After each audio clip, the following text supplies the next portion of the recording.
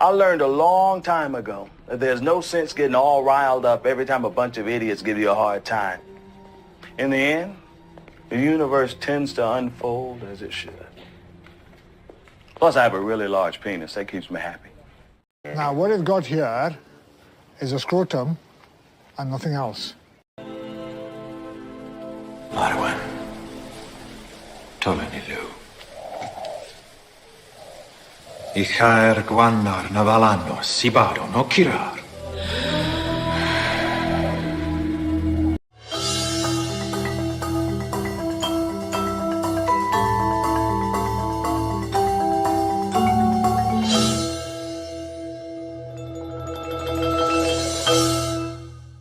The following program is rated TV MAL. It contains strong language and is intended only for mature audiences.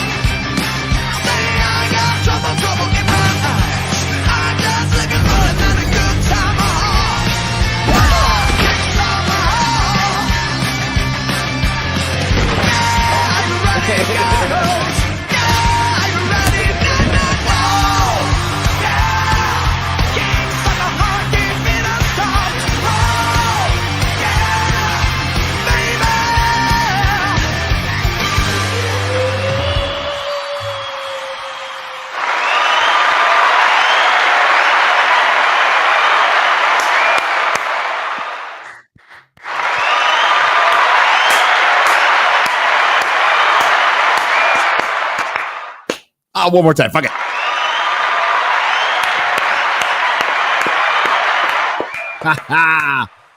What's up, everybody? Welcome to the real BBC, bagging, boarding, and chatting. I have nothing to bag and board, but shitloads. Plenty to chat. Well, I do. It's at home.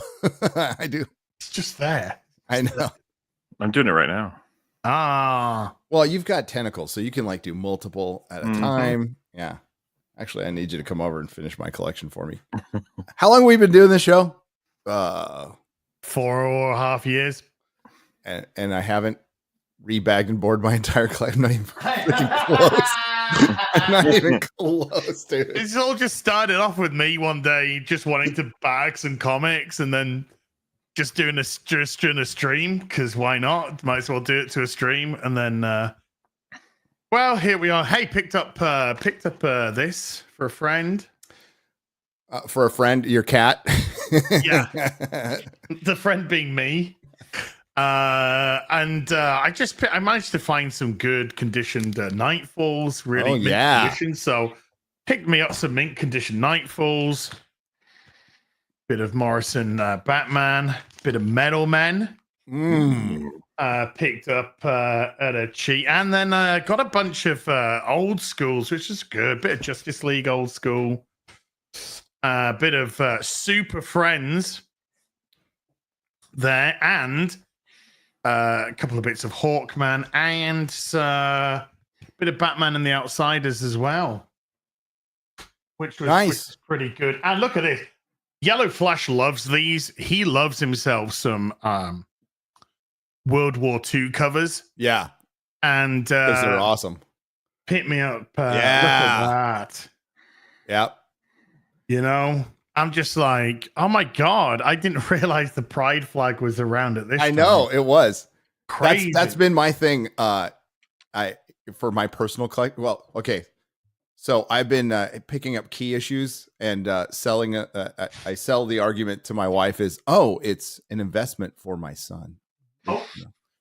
Because I already have a lot of them. And then my personal thing is finding all the racist covers from the 30s and the 40s. Oh, freaking fantastic. Or the based so ones. Superman just complete and utterly destroying women. You know, it's just so good. So great. Oh, the misogyny. Yeah. Katana, man. Welcome, everybody. Okay, so I don't know what's going on with, RIP Az's camera. It died after Az. I don't know what's going on. I think the bitrate is all shitty. I don't know. Yeah. On my labs here, it looks great. Well, it's because he's got wicked.com going on in the other window right now, which we'll get to. Right. I've just. There we go. That was no. Wait, what? It got better for a second and then it stopped. Wait, I turned it down to 360 as a joke. You can see it on the microphone arm. Can you see how jagged it is? Hold on. I'm look. Do you think I've got the stream open? Are you crazy? It's gotta be. That's supposed to be a line. It's not supposed to look like Lego. No, it's not. Oh yeah, it looks It's like Minecraft ass. Yeah. Hold on. If I'm on 1080p. It's Streamlabs. It's if this was OBS, it'd be fine. But this is Streamlabs has had issues of it killed Chrissy's StreamYards. StreamYards, not labs. Sorry, StreamYards. Whatever. If we all use Streamlabs, we'd be fine. Probably. Well, if Streamlabs allowed, does it allow people to come on now like this? I think it's your fault, Gary. I think it's your fault. Well, it might be. OBS, the program plus something like a Discord, you'd be fine. Discord does cameras now. Yeah, are they good? Yeah. Okay. Yeah, I'm in like fucking 360p on your screen. Yeah. I mean, it might be my internet. I'm in Wisconsin. It is. Yeah. What if I turn the light off? Would that disguise it? I don't know. Just turn the light off. I don't think so. Which is nice to see on the eyes. Let's have a look. Hold on. So yes. Yeah. Now I'm in 240. There you go. How's coming to us live for the year 2005? Yes. Yeah. I'm using my AOL connection, using my 56K modem. I got my pussy sleeping right next to me down there. No. Dude. So I'm in Wisconsin, chat. That's why I'm going to be here for a couple weeks. I'm not in prison. I'm not in the Ukraine. Although it's as cold as the Ukraine right now. Here. It's cold. But yeah, I'm in Wisconsin. That's better. I think that works. This episode brought to you by El Gato. Yeah. El Gato. El Gato. El Gato. I'm actually working on putting in a really basic bitch background. I'm going to put like a bookshelf behind me in the next couple of days. Throw a couple Lord of the Rings books up there. That'll have to do. How's that? That's great. Is that better? Only improving. I think it's improving. Yeah. Okay. We actually let's just make it more aesthetically pleasing. Hey, how in the hell did you get into Kerp's house? I have no idea. He invited us round. He said, "What's up, dude?"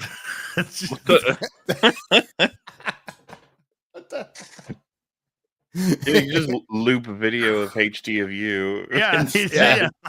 Yeah. Just upside down. Yeah. Hey, MauLer, what's up? Hey, man. How you doing? You like that penguin show? Pretty good? Yeah, it's just one of the best things we've had in forever. It's pretty good. Yeah. We will discuss the penguin later. 5 out of 10 IGN. 5. What did they give Agatha? What did they give Agatha? Was it 9? 8 or 9, yeah. 8 or 9, yeah. Yeah. Did you watch all of Agatha as... No, I did when Wiccan killed them all after episode 5. That was it. I was like, okay, show's over. Thank you. It kind of was over at that point. I mean, it just kind of meandered along. What's fascinating? Sorry, MauLer, go on. That means you didn't watch what was considered the greatest episode where the old lady died. So just so you're saying, no, it was really bad.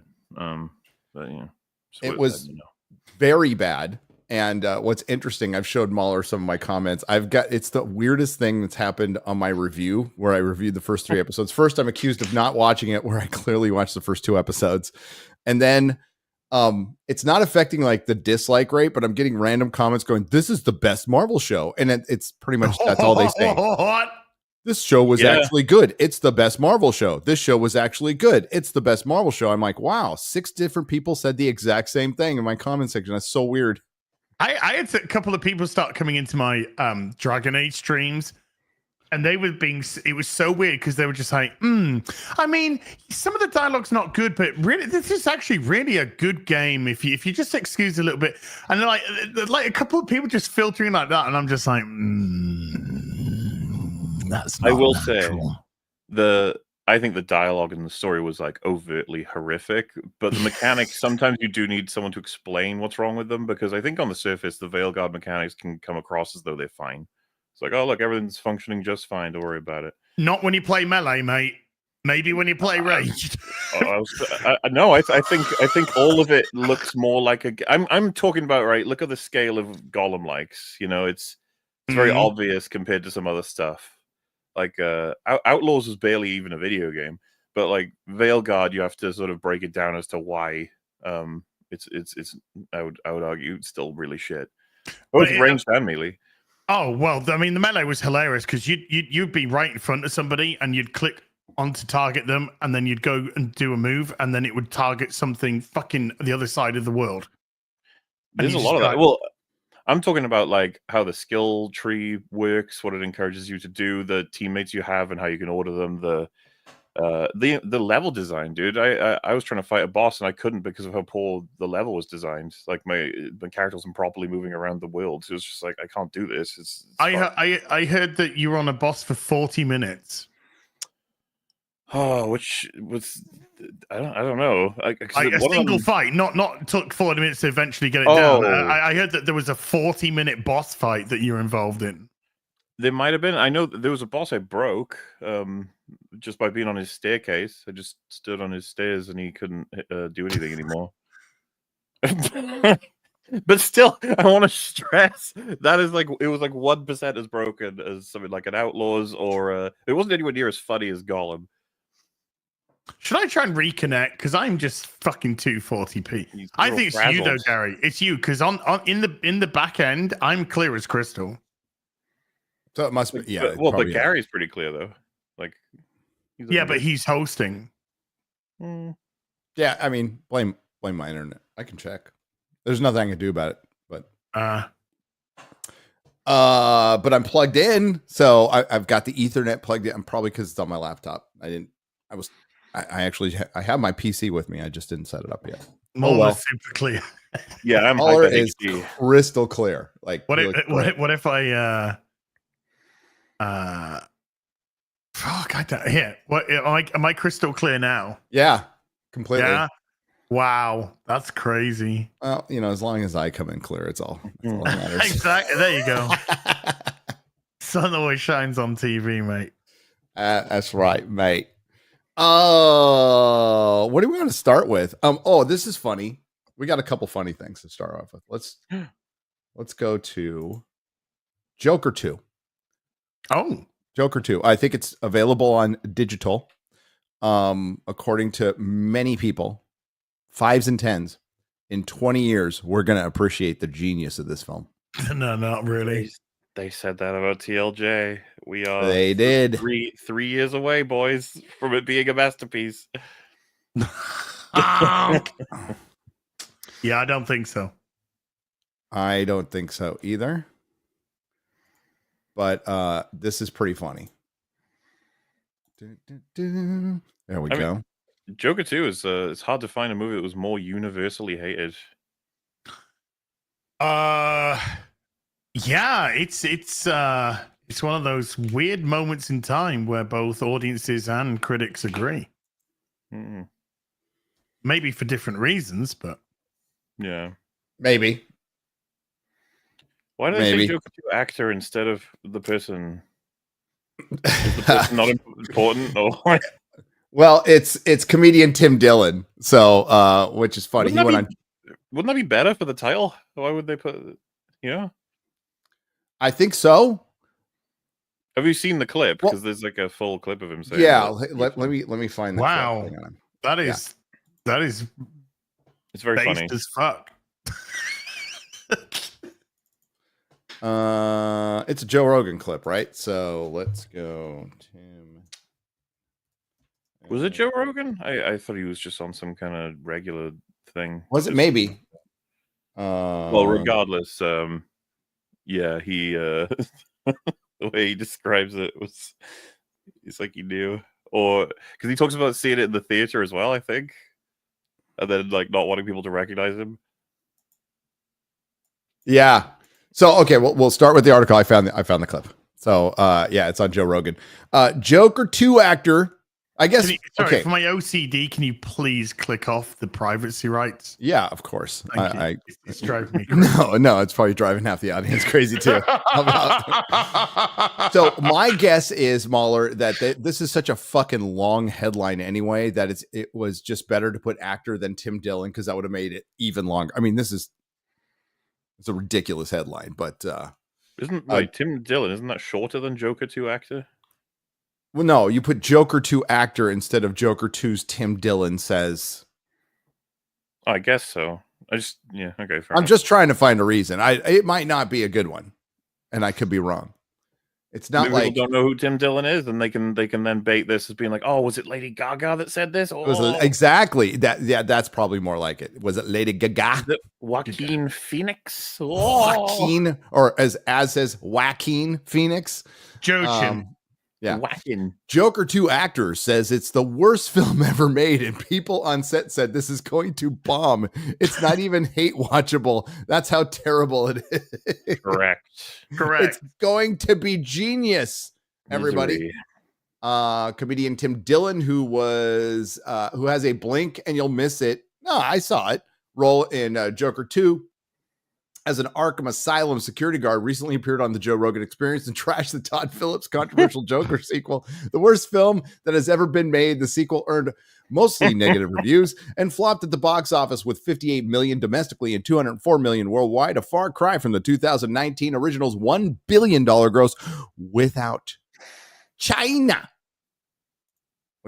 China. So we're probably going to get hit for this, and I don't give Don't do it, Joe.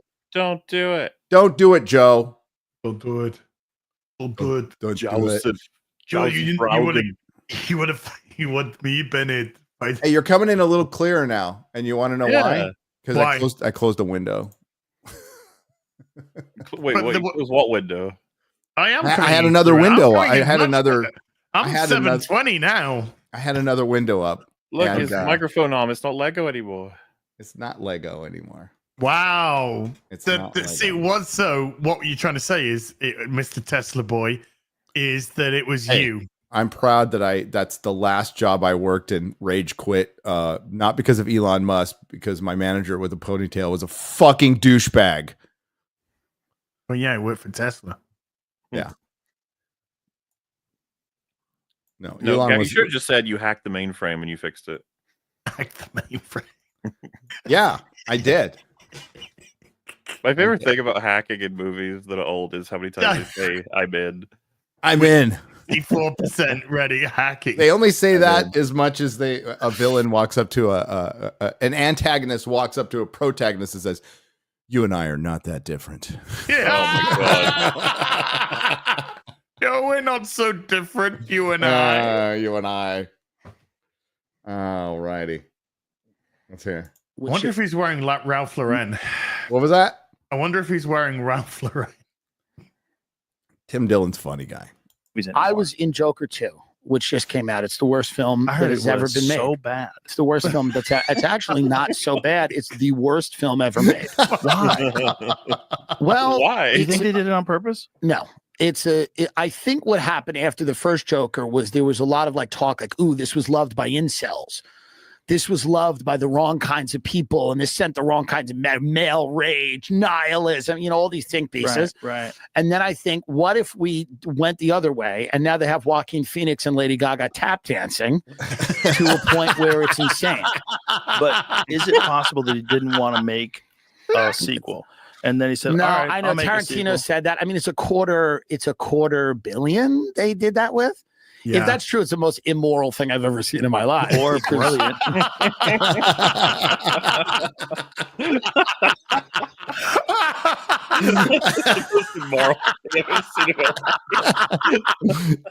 and that's saying something coming from Tim Dillon. Okay, just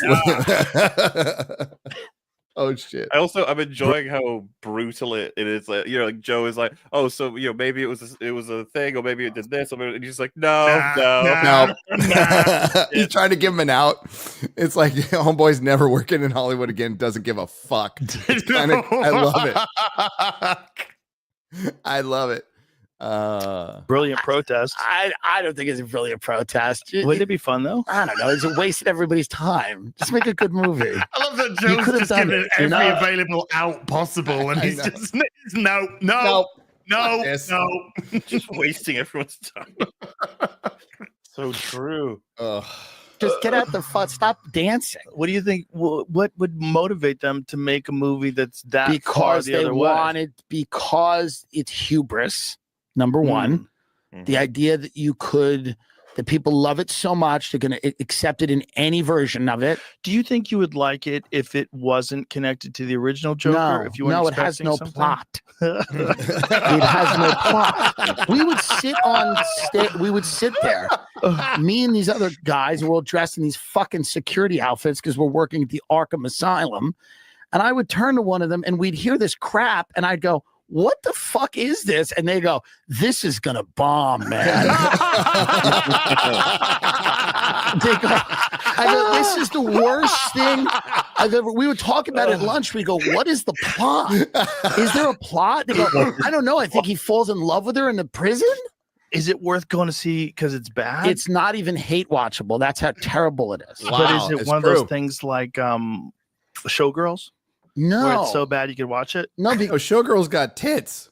Yeah. You can't compare it to Showgirls. Yeah, Showgirls got like nudity. There's a reason. Yeah. Because it's like you're sitting there and there's these people, in the theater, and they're all confused, and I'm watching their reactions, and they're all like staring and everything, and like it starts like, oh, it's raining and it's Arkham Asylum, and you're like, okay, cool.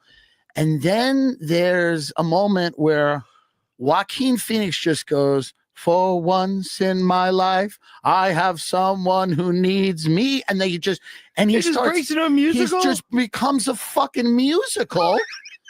But hold on. Let me back this up. Yeah. Let me back this up. Don't you remember when Joaquin Phoenix went on Letterman? Yes. And he had like this. Yes. He had some crazy fake persona. Yes. Yeah, like he did something where he pretended. Yeah, that was classic actually. To lose his mind. Yes, a rapper or something. Right. Yes. What was he doing? I don't know. He was like, what did he do for a while, Jamie? Yeah, he did this. This is better than Joker. He was going to pursue a music career. This was 2009. You've got a nice beard going, and oh yeah, thank you. How is that? The beard? In my way. Well, is it comfortable? Is it itchy? Is it? Are you pleased with it? I'm okay with it, but now you're making me feel weird about it. I'm sorry. Yeah, it's a long interview, but that's okay, man. Drugs, man. Don't do them.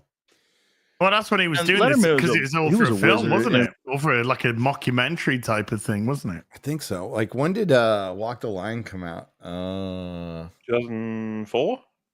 Yeah, because it made him relapse. Did it? Yeah, like he was sober for a little while, and and he got so into the role, it made him relapse. If I recall correctly. Good movie though, damn good movie. And I usually don't like biopics, but here we go. He was great.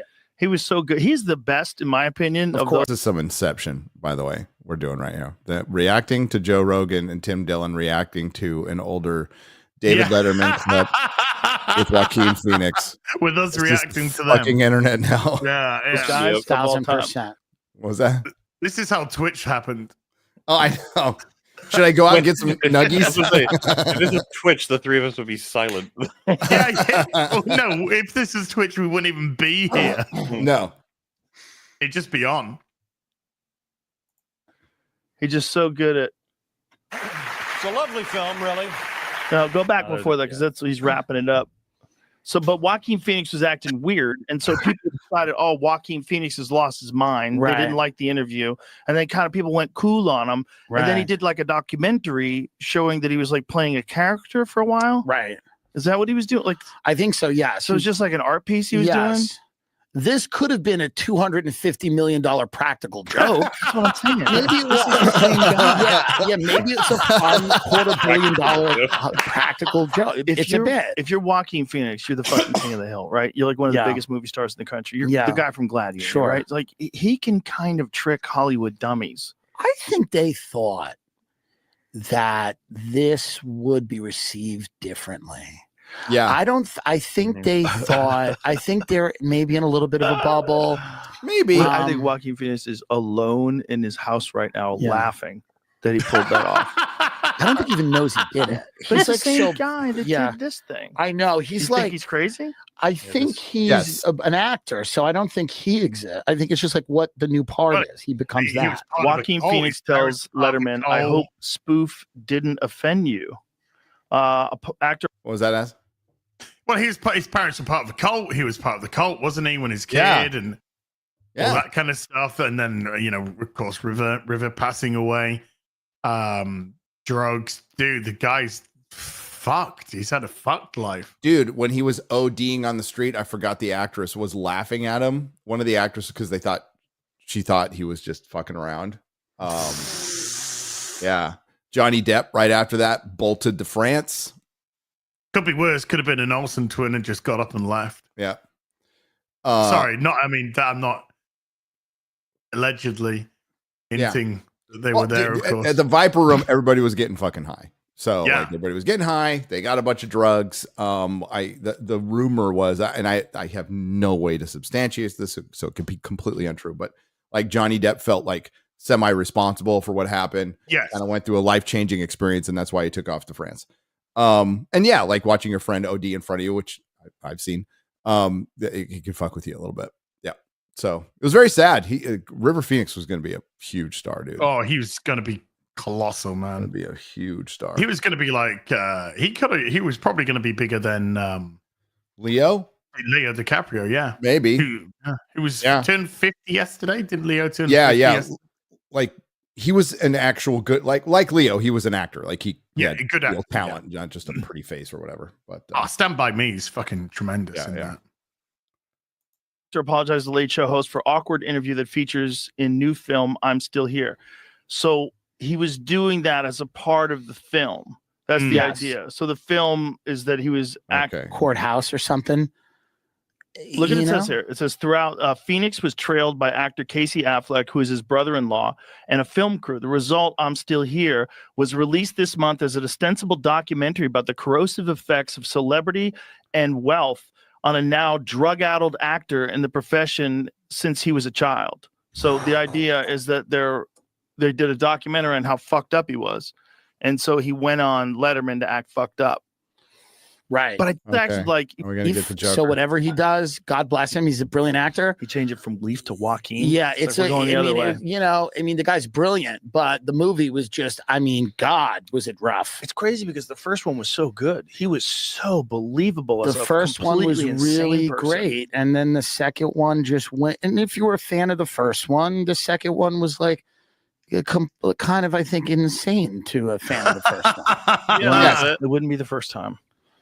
Yeah. It would be like if Godfather 2 was about like the Corleone family going legit. You know what I mean? And apologizing for the mafia. That's so good. Like, they were like, hey, I'm sorry we did all this shit. Yeah. We now have a bakery. It went completely the other way. Yeah. Well, I didn't see it, but I heard it sucked. I freaking love Joe Rogan. Keep it real, though. I never saw it. Joe Rogan, I never saw it. Yeah. That's the thing, man. A lot of people didn't see it because the fucking word of mouth was the opposite of the first one. Yeah. Still the most powerful tool in film making. Film making. I'm a film maker.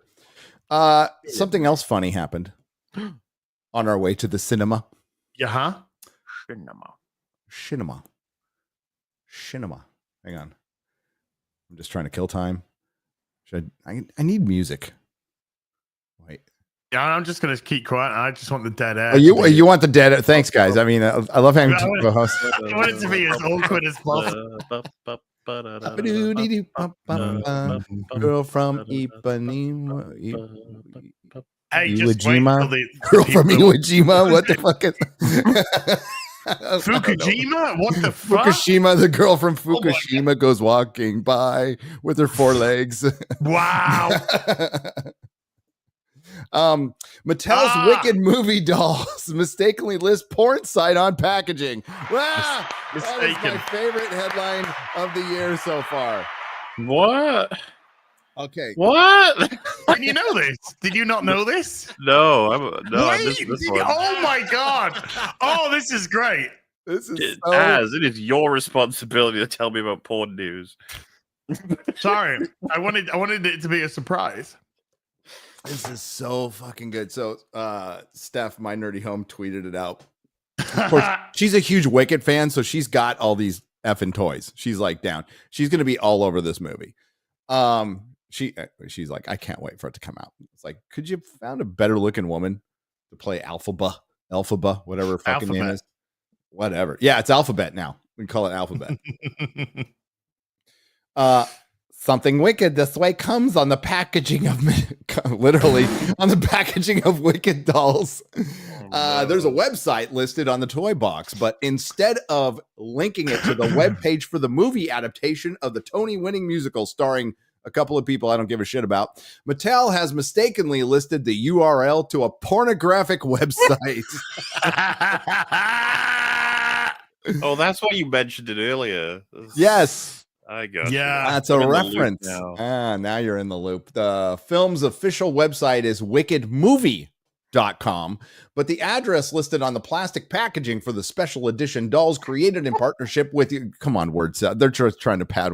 Created in partnership with Universal Pictures is written as wicked.com. The latter website directs to a page that requires users to be 18 years old, and it also requires you to sign up for a subscription.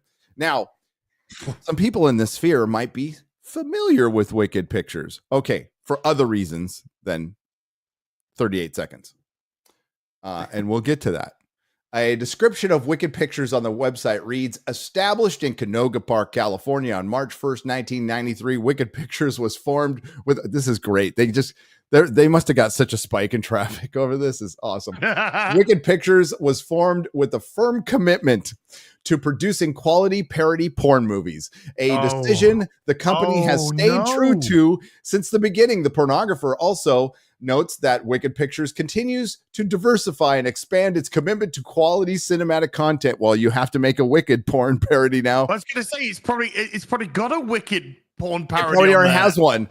You might recognize some of these films through the films like Black Widow XXX and Captain Marvel XXX, an Axel Braun parody. Our boy Axel Braun, remember Captain Marvel, Kenzie Taylor? You don't remember the porn? I remember. I haven't. I'm aware of it. I haven't. You seen are. It, Oh, but you're I'm totally. Yeah. Remember Always meant to check if the plot writing was better in the porn parody. Yeah. Well, the costume was better. Kenzie was a better Captain Marvel, and everybody was tweeting at the time, that's a Captain Marvel we can get behind, you know? Giggity. Yeah, Axel Braun retired now, but maybe he should come back for one more. one more shot. In a statement shared with Variety Sunday regarding the erroneous web address, Mattel said Mattel was made aware of the misprint on the packaging of the Mattel Wicked Collection dolls, primarily sold in the U.S., which intended to direct consumers to the official wickedmovie.com landing page. We deeply regret this unfortunate error and are taking immediate action to remedy this. What are you going to do? Parents are... We need an official announcement from Wicked thanking Mattel for the promotion. We do. That would be so funny. Maybe that's happened already. I don't know. Subscriber numbers have spiked. You just can't buy this kind of marketing. No. Oh God. Parents are advised that the misprinted incorrect website is not appropriate for children. Consumers who already have the product are advised to discard and totally not sell it on eBay because these are going to get recalled and be collectible. The product packaging or obscure the link, and you may contact Mattel customer service for further information. So there it is. I can't fucking ads there, but on the right, okay, if you go by the UPC code in between the MC, you can see wicked.com is put there. That was all over. And what's funny is Twitter found this out a full 48 hours before like Variety or anybody else. And, at first people didn't think it was real, and then they checked and it certainly was. Photos of the incorrect web address on the boxes of various Wicked dolls, including Arivo's character Alphaba and Grande's Glinda, began to circulate online after the film's Los Angeles premiere, with fans criticizing Mattel for the error. Hey, Mattel, whoever's responsible for your marketing packaging for the new official Wicked Wicked dolls has made a huge mistake. The Wicked.com on your packaging takes you to a porn site, which is so fucking funny. Yes, whoever did this needs to be fired immediately, because why would they do that knowing it's mostly kids buying the dolls? Well, here's the problem. Having, worked at a print shop myself, guys, that had to get by minimum 50 people. Good. 50 people, from marketing to designing to the final work to the actual printing of the boxes. That goes by a lot of fucking people who didn't catch it. Or maybe somebody did and just went. Do you remember respect? Arpel O'Neill? Yeah. Yeah. Arpel O'Neill. There you go. That's everything that you need to know about fucking editors today. Yes. Well, I mean, part of the problem is, who you need to blame? The 4-year-old Chinese girl chained to a table. It's her fault. Yeah. Who assembled the packaging and didn't catch it. Dock her that penny she made that day. Yeah. She out. Yeah, make sure there's an extra net put around those windows that day. Right. Let's do this. Hang on. Just stay quiet, guys. It's all good. I am. I'm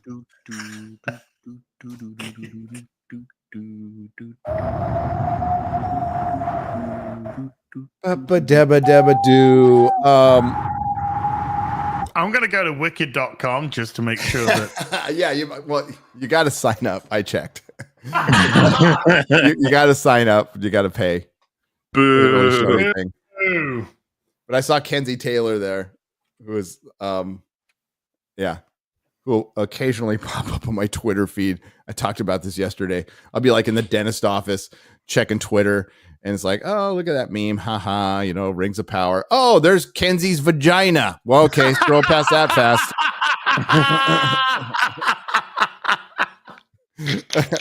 Hopefully nobody was looking. Always good scrolling when you're outside. You're at the supermarket or something, at the checkout. You're just scrolling as there's, She and Axel follow me, right, from the Captain Marvel stuff back in the day. Vagina. Vagina. Why did he say that? Why did he say vagina? That was the CNN thing, and he's like, she's got a cat named Vagina. He's talking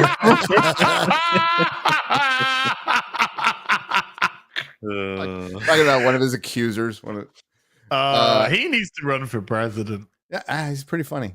Pretty funny guy. Yeah, it's been a crazy week for Hollywood. A lot of breaking down, a lot of coop, as the kids. The kids don't say kid. Now it's the fucking old fucks who say it. I don't think kids say cope. I don't know. My kids never did. They really hate it when I say shit like that. I hate it when my own generation say anything. Riz. Fucking Riz. Yeah. I hate Riz. Riz, nah. No. Fuck off. Well, I hated. Okay, you want to talk about our generation? I hated fucking Extreme back in the day, way back in the day. What about Radical? I like Radical. I still use Radical. Extreme. I hated Rad. Extreme was fine for me. I hated Rad. Extreme is Tubular. gay. Tubular. Tubular stopped using that. Yeah, because that's surfer language. Tubular? Tubular, dude. Tubular bells, dude. Like tubular, brah. I feel like the waves are breaking. Like what? I'm not a surfer. When did Cool first arrive? Because that one seems to have survived so many generations. I remember Cool as a goes kid. way back. Yeah. Before I was born. That'd be cool to know when like when that got introduced as probably right around the time teenager started the term teenager, which was 50s. I think it was 50s or late 40s. Yeah, people saying 50s. 50s. That's crazy though, because that's cool. Word has been a young people word forever. It's just like it survived. Because radical that fucking died. I don't know. Rad's kind of like a Californian thing again. It's always been a California thing.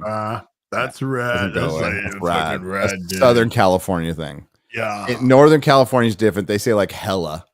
That's hella good, man. That's hella, dude. Hella. Yeah. Also, my door is ringing. Hang on, I'll be back. Okay. You want to sort the fucking door out? So, mate? like, the election nonsense is over.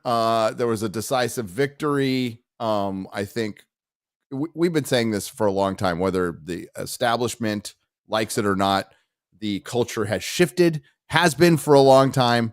And I think a weight has been lifted off a lot of people's shoulders, and that's fucking great. So take your victory lap. But you're going to see a lot of whinging and stuff. And I in my last video, I kind of went over the headline of this, but I didn't go dive. We're going to dive into it a little bit. Justine Bateman. Yeah. Remember Justine Bateman? Yeah. Sister of Jason Bateman. Sister, yeah. Has been on a terror on Twitter, and it's been fucking glorious. So she's been critiquing social media meltdowns as a filmmaker. I've bookmarked some of it. They're pretty good, but she's doing like 2 or 3 a day now. I've started following her because it's like just hilarious to read. It is. Here I can find some of those first, and then we'll go over it. But like, what really sparked, she did some blog, right, for Fast Company. Where is it? That came across my feed a few days ago. And I read the whole thing, and it's really a great breakdown of why it's called Hollywood is Dead. And she's fucking right. But first, let's see if I can find my bookmarks. Again, no X-Ray Girl, so don't expect any math to be done today or any organization. She's in Michigan right now, the red state of Michigan. Where did the bookmarks go? There we go. No, that's not it. Oh, they're there. Okay. So let's see if we can find Justine. Oh, God. I have got so much shit in here. That's just a lot of cope. So much. Here, I'll just go to our website. How you doing, Az? I'm doing tickety-boo. How are you doing? I'm doing great. I haven't seen my kids in a couple months, so you don't have to boast. I know, right? And I'm reminded why I don't miss them. No, I'm just kidding. No, so hanging out with. Hey, you've been on the go, dude. Yeah, I'm gonna be on the go until the end of this month, and I'm staying home for a long time. Come on, there she is. So she has been critiquing. I'll just pick she does the AOC one, which is pretty funny. And a David Lynch one, which was great. But David Lynch one. Yeah, he does like a car video, but it's not a meltdown. It's just him, it's him being David Lynch, dude. Okay. Did you ever see his weather reports from COVID? They were so fucking good. I loved him. He's a truly weird guy. So we got here. All right. Sorry, this gets semi into election stuff, but it's just, it's more about Justine. Here we go. Hey, anytime today, mate. Thanks, brother. It's like I'm streaming with one hand tied behind my back, all right? And I'm not good with both hands.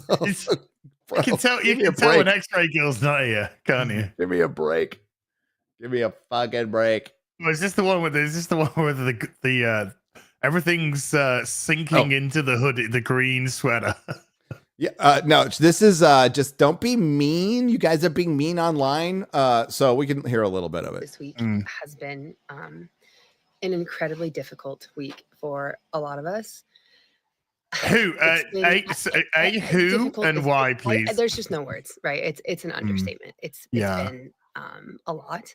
What I came on here to say, first and foremost, is that if you are someone who is online right now, commenting, reposting stories, or making fun of the people who are sad this week, or belittling them, mocking them, if that's something that you are actively doing and finding joy in. Meanwhile, her child's trying to get her attention. I know. Like her mom, the fucking child's in the background. Mom, I'm starving, Mom. Just lucky I didn't abort you. All right. That's your seventh take, Mom. Okay, fucking feed me. Just the biggest of these. How dare you try to invalidate something that an entire group, multiple groups of humans are going through right now, whether they're feeling scared or helpless. The Germans invented a beautiful word for it. It's called Schadenfreude. Yeah. Okay.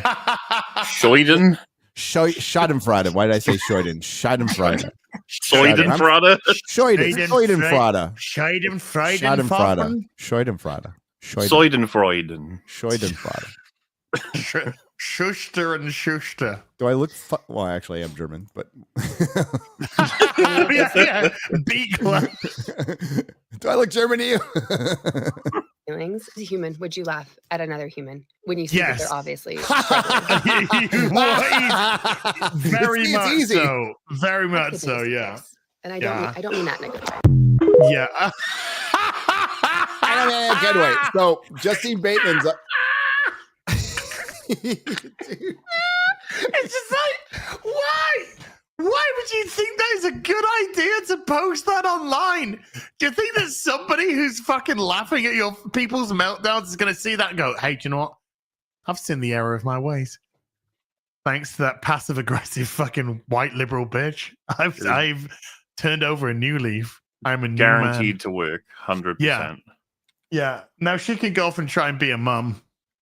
Yeah, go pay attention. So Justine Bateman, social media video critique. The major theme here is envelopment. The actress is in large green sweatshirt, hiding her hands. Even at times, she is effectively sinking into her sweatshirt. The production designer added even more clothes behind her in an elevated position. The further gives the feeling that the character is being engulfed by these clothes, swallowed almost. Wow. With these clothes representing a covering or a projection, it's as if the character's protection has turned on her and is now acting as a kind of quicksand, smothering her. The audio of the children in the background may be representing her inner child falling out on her. However, the director makes the children's dialogue unintelligible, representing a barrier to her actual accessing that inner child. Fiend. That's so good. Oh. Ladies and gentlemen, that's what we call media literacy. Media literacy right there. Yeah. Oh, my God. Pretty funny. Pretty damn funny. Pretty damn funny. And she's been doing that for a long time, but like it's being noticed now. And fucking fantastic. Let's see if I can find another good one. Well, there's an AOC one, so we can do that one last. I want to find the David Lynch one, which is kind of funny. I think it's kind of funny. It's just David Lynch being fucking David Lynch. Hang on. According to, because Goga sent me a QI thing, apparently it's 1933 cool became a thing. Wow. Okay. That's an impressive, you know what? You're doing well, cool. What a nearly way. a century. Almost of cool. 100 years of cool. Wow. And shit was cool in the 30s. It was. We had pulp literature. It's like, noir. It's kind of taken off. 30s. Yeah. Superman, Batman. The animated the cartoons from the 30s were like surreal, like level of hell kind of shit that were awesome. They were weird though. Was Metropolis 20s, not 30s? 20s. Silent era. So it's before that. When was Metropolis, chat? Late teens, early 20s. Yeah, what year is Metropolis? Yeah, Depression era created some great art. Strife can create great art. Oh yeah, pain, grief, trauma. Yeah, I thought it was 29. 27 says the chat. 29. And the chat also says 29. So chat, Yeah. you're always right. Work this out because it's hurting me right now. Do you guys think there's any hope for the decades to be as strongly referred to for their cultural touchstones on this next time around? As in, we're in the 2020s now. We're in the 20s, the next 20s, you know? Do you think in 50 years they'll be referred to as the 20s even? Yeah, because like people are saying it's the retarded era. They're called the 20. Oh, yeah. Well, there'll be the 2020s and the 2010s, and there's the aughts, and I don't know where. I don't know where any of this shit starts. I think that's what's happening already. Is that people because we called it they call it the 2000s and then the 2010s. Yeah. Yep. Because I think it'd be 2020s. Yeah, 2020s. The 2010s is one of the ones that's most interesting to me because of how almost like impossible it is to identify it as like what we got out of that decade. A whole lot of fuck. Well, you don't know, and honestly, until it's 20 years later. That's why there's a 20-year rule with cycles, with trends and stuff. But that's fair. What we're starting to see is the 2010s were like the last gasp of the older models of corporate music, corporate film, publishing, and we started shifting into this new era, which we cannot define yet, right? But I think the Douglas Adams, it might even be in my next video. I put it in a video before. His last interview was just this casual interview in San Francisco, like a few days before he died.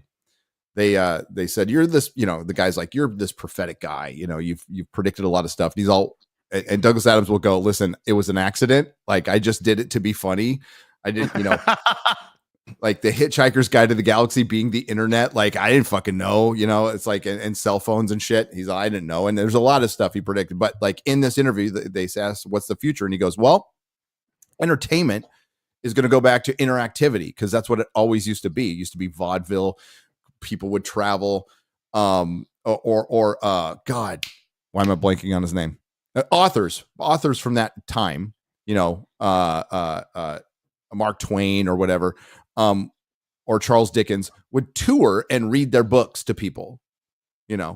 He's all interactivity is the key. So that's where the future of entertainment is you record a CD, you write a book, you make a movie, it's enclosed and you just present it to the audience and you don't hear that automatic feedback. Now we're in an era where you get that automatic feedback like they did when they went on a show, like a stand-up comedian does now. When they did a show, they got fucking feedback right away.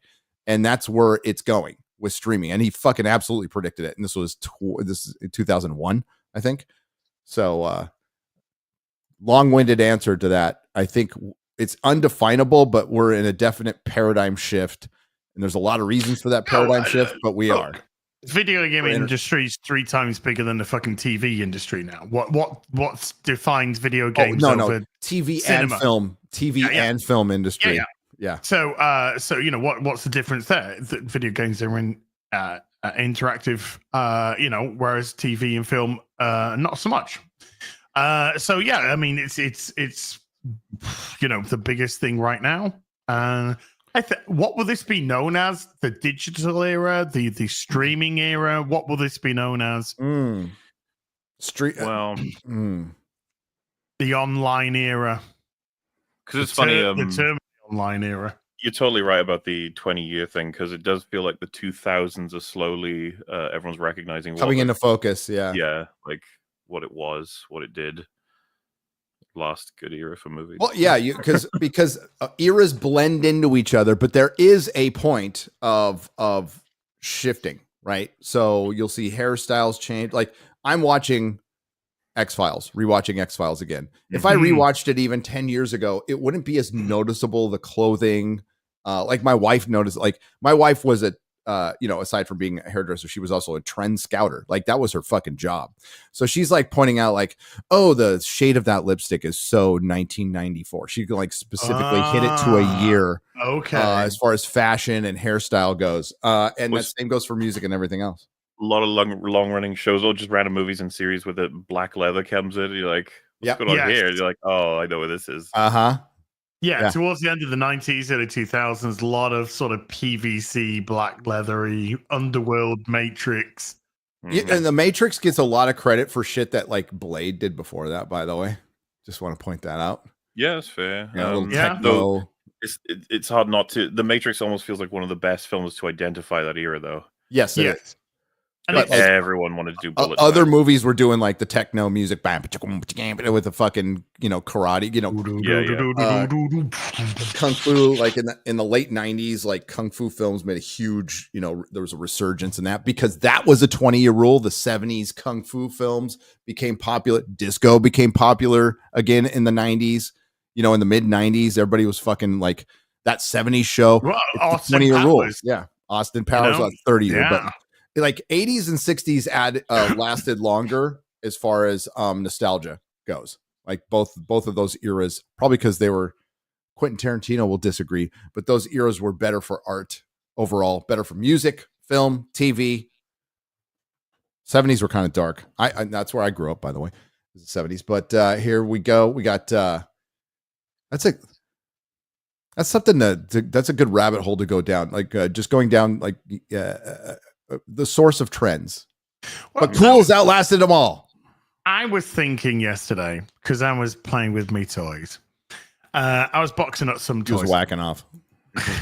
And I was just thinking, it's so weird because our concept of time just is completely doolally. Like we refer to, let's say, The Matrix. That's 1999. That's 25 years ago. And we just had, The Matrix fucking rebooted or whatever. Time is an illusion. Lunchtime doubly so. This is it, because I remember as a kid, I'm playing with my toys in the 80s. I'm playing with my Transformers and playing with my Lego in the 80s and all this kind of stuff. In the mid 1990s, I'm off doing uni or whatever, and I'm just thinking to myself, in 1994, for example. That was only the 10-year anniversary of the Transformers. Yeah. Mm-hmm. Only the 10-year anniversary. And it was only 8 years after Transformers the movie. It wasn't that long. No, that's 86. Transformers the movie is 86. It's only 8 years. It's less than 10 fucking years. Okay, I'll give you a great example of a resurgence that's got nothing. I'm sorry. I'm going to get to that in a second. Lord of the Rings.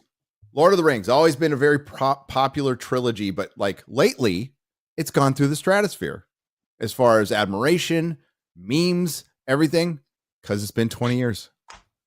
It was predictable. Star Wars did its 20-year anniversary, and they did it right. This is why George Lucas is a smart man. 1997, I remember at midnight standing in a line for Star Wars, a movie I'd seen 100 times, more than that, and couldn't wait to get in because it was the 20-year rule. That's when Star Wars really took off again, and that's where he got the funding for the prequels, by the way.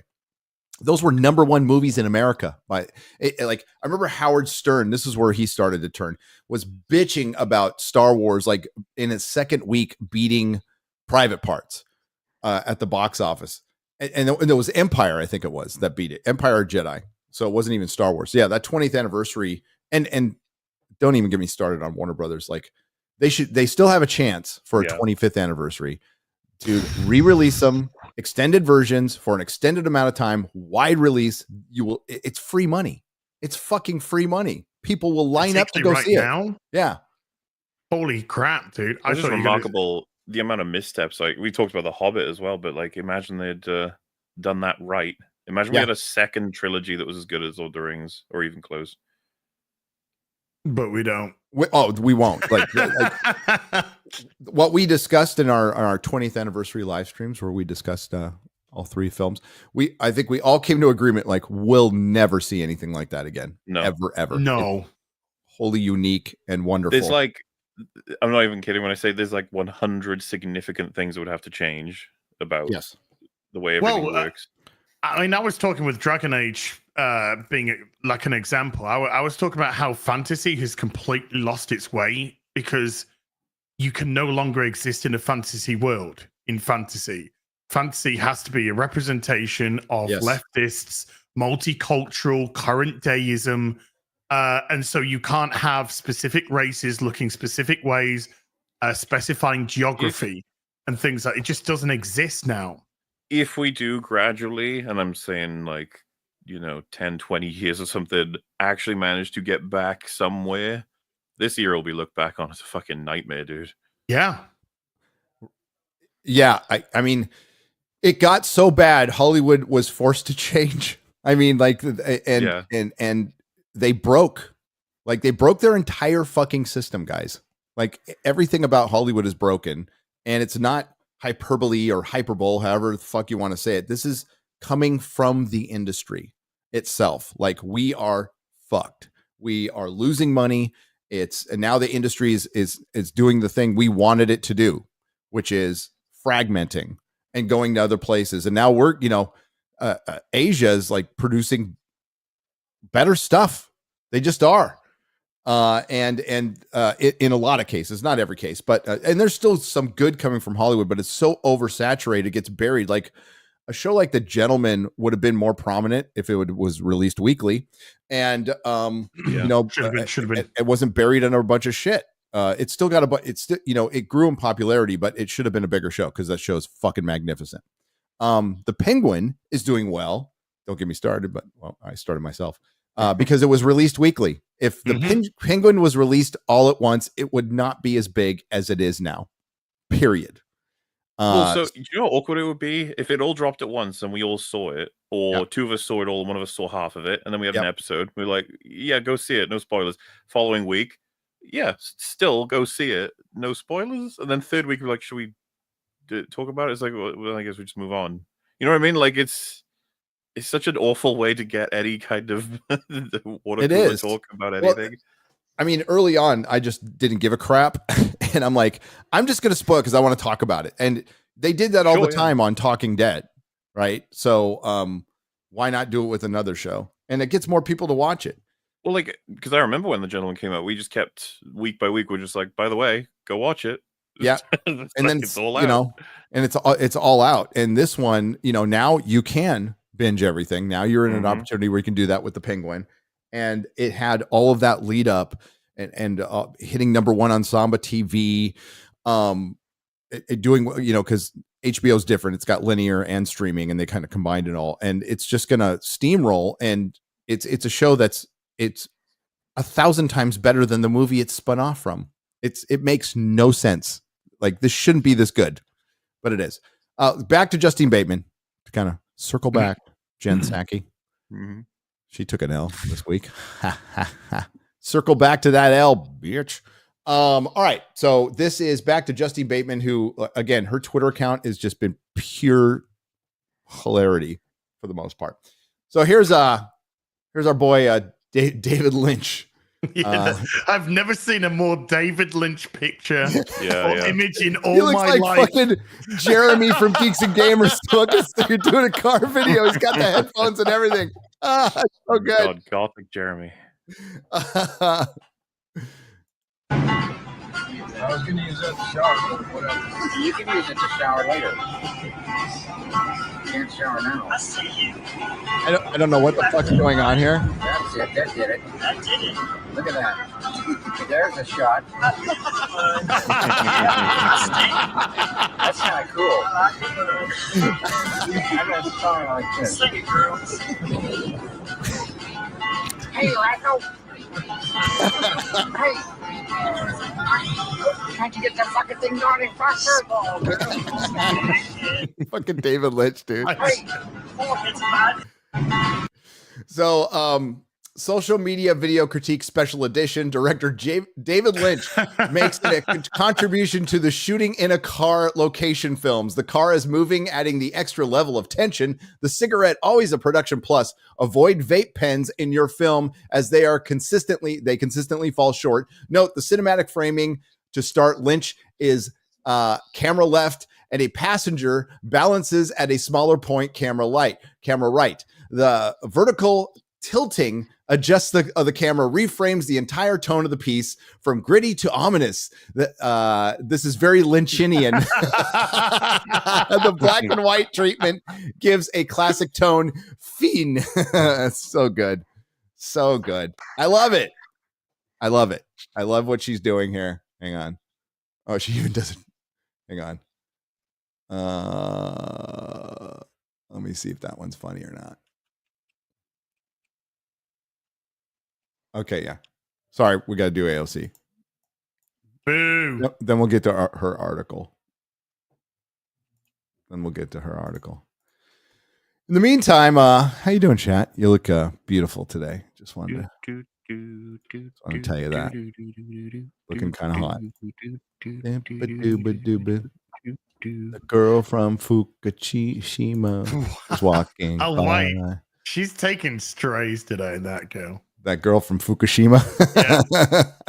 Just see that thing that her son fucking Pike is trying to have a go at Mark Kern. And he's trying to have a go at him. He's just like, remember a year ago when we laughed at this guy? Which he's trying to refer to me then. Yeah. And then he's just like, and he got fired from Blizzard for drinking breast milk. And then he puts a picture of me and like, what the fuck? What the fuck?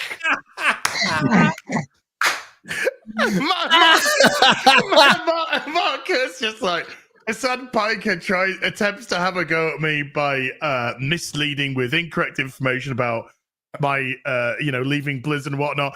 Heel versus Babyface. Sorry, I'm taking strays. That's so fun. I missed that. You got to bring up that picture. I want to see it. We'll do this first. Real quick. Again, apologize. We're trying to be alternate programming today, and we will continue to do that in just a moment. But let's. Congratulations, AOC. By the way, pregnant. That's good. It's good. Through a white guy. Maybe she'll retire and be a mom. That's great. I've been getting a lot of questions to this effect. What's the game plan? What do we do? What's the deal? And what happened is so massive that it's going to take just a second. It's coming, but it's going to take a second. That's what her husband said. To share. I would say personally, as I'm thinking about this, I'm going to be doing a lot more direct communication. So I think I'll be planning on using my email list to give a lot more thorough and specific things about what's on my mind and how to prepare for things. But again, that's not just I have no idea what she's saying, by the way. I have no idea what she's responding to. I have no fucking idea. I do have the link here, but my recommendation is to join and enter community right now, whether it is church or your knitting You don't believe in church circle or mosque or temple, or whether it is joining here in New York City DSA or Working Families Party, an interest group. Get into physical community. Okay.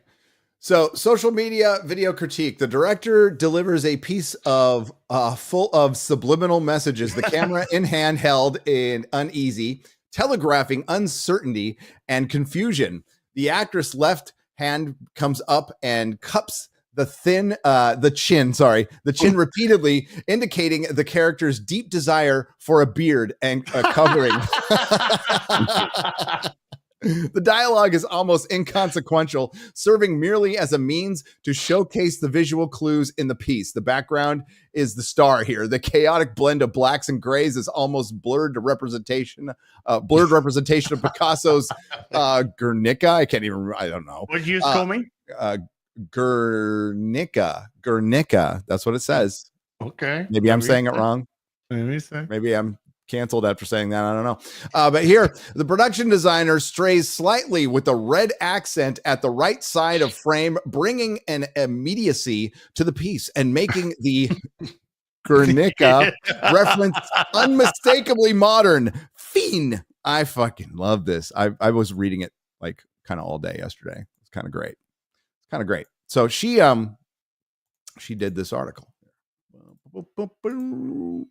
It sounds like by the way, this is Justine Bateman, not AOC, doing the article. Yeah, this is Justine Bateman, not AOC. Thank you. I want to point that out.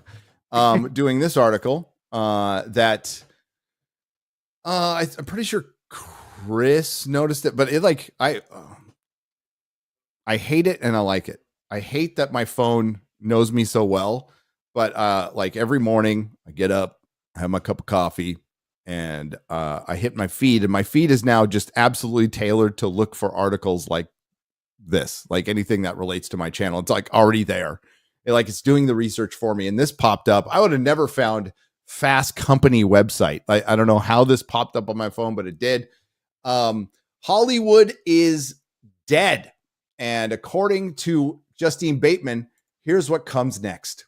Bateman argues the emotional and financial scaffolding necessary to support that film business is gone. In its place, we have something of a conveyor belt churning out content. Oh, wow. Hollywood is dead, she starts. In October of 2024, The Hollywood Reporter posted this on social media. Hollywood, meet your new A-list celebrities. There were no actors. If you remember this article going around, is a bunch of TikTokers, right? And people were throwing it around on Twitter, and they're like, who the fuck are these people? These were no actors, and the accompanying photo featured instead were TikTokers and Instagram influencers whose function primarily is as infomercial salespeople. In the past, THR's new A-list was reserved for actors rising quickly to the top, the ones to watch. In fact, THR did publish a new A-list of movie stars a few months prior. Perhaps THR was simply making a new list, one filled with these types of salespeople, but the accompanying text was leveled at Hollywood, she puts that in quotes, as if these salespeople were the new inhabitants.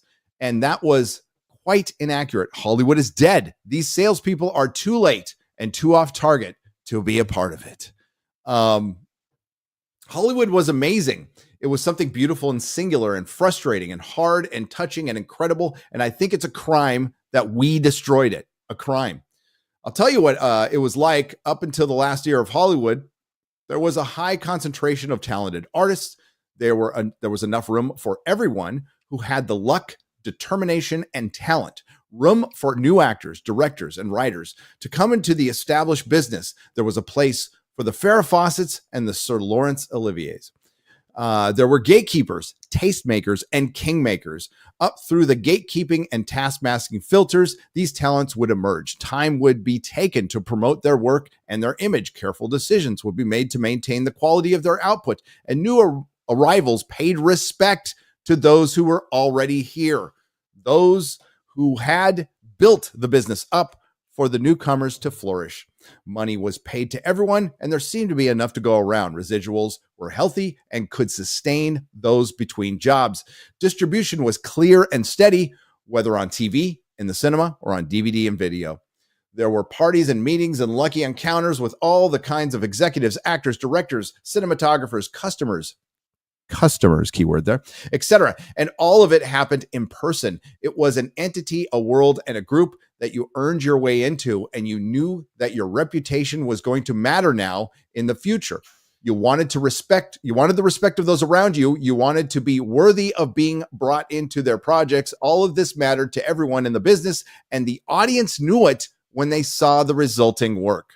You see her acknowledgement of the audience and the customer? Kind of good. That's something you don't hear, right? And that's the thing that Hollywood has become completely disconnected from. So about 15 years ago, the studios have become too focused on films that made hundreds of millions of dollars. Streaming services saw an avenue into this business by funding and or buying the projects that the studios had largely forgotten. The mid-range award pieces like House of Cards, Manchester by the Sea, and others, these seemed good for a bit. Then these streaming services, like all tech companies, needed to scale. With an eye toward global expansion, these tech companies needed more content where the audience needed know the language. And so drama, comedy, rom-coms, and satire, which typically do not do well internationally, were pushed off.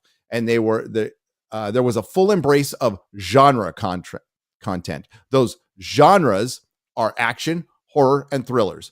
All easy to follow without knowing the language. They filled out the platform with these inconsequential, thank you, plot-free stuff you can be playing in the background as a second screen while you scroll through your Instagram feed, cook dinner, answer emails on the primary screen of your phone and laptop. I tell you what, she is not fucking wrong there at all.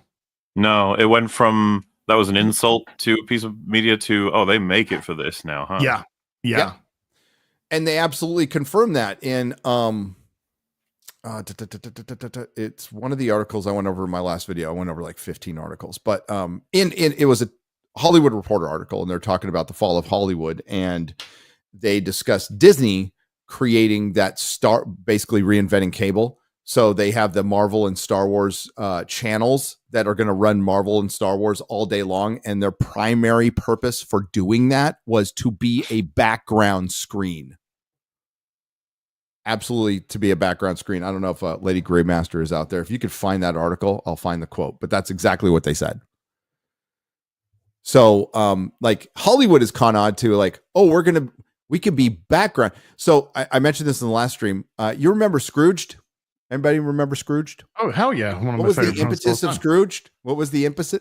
It was, a lot of data shows that dogs and cats are watching television now. Oh, yeah. It's the corporatization of Christmas and, what what audiences gravitate toward.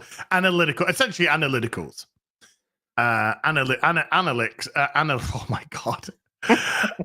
Are you okay? I am not. I smell toast. Okay, I smell toast. It's all about, instead of connecting with people, you're connecting with data.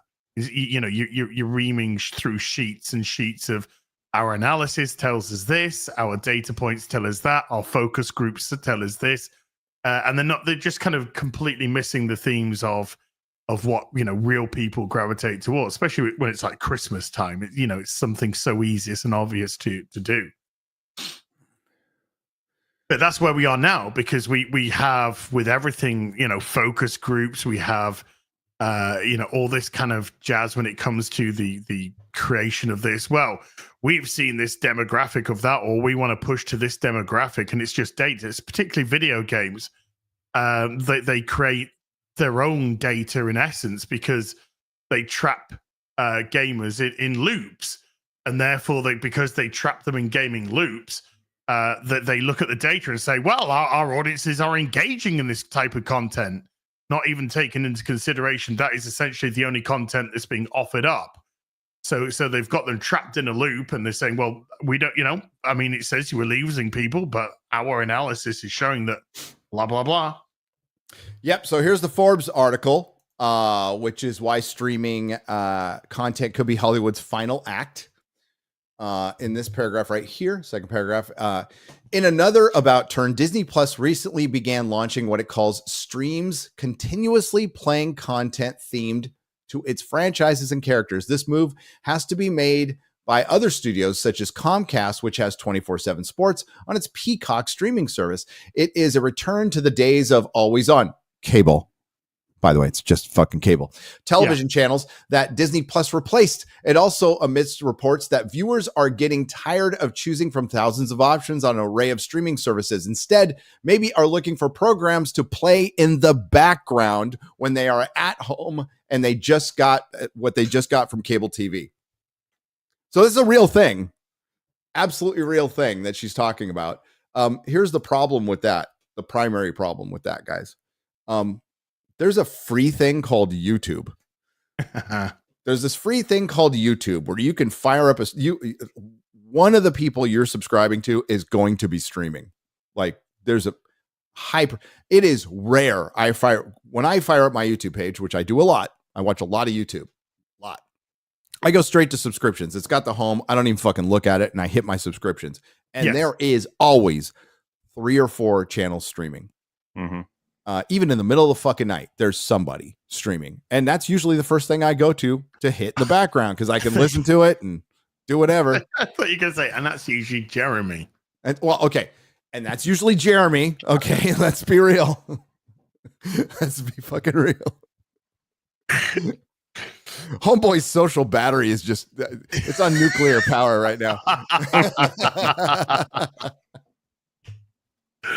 Oh my God. But yeah, that's what they have to compete with is you. Said it all along, and they can't. All right, so back to Justine.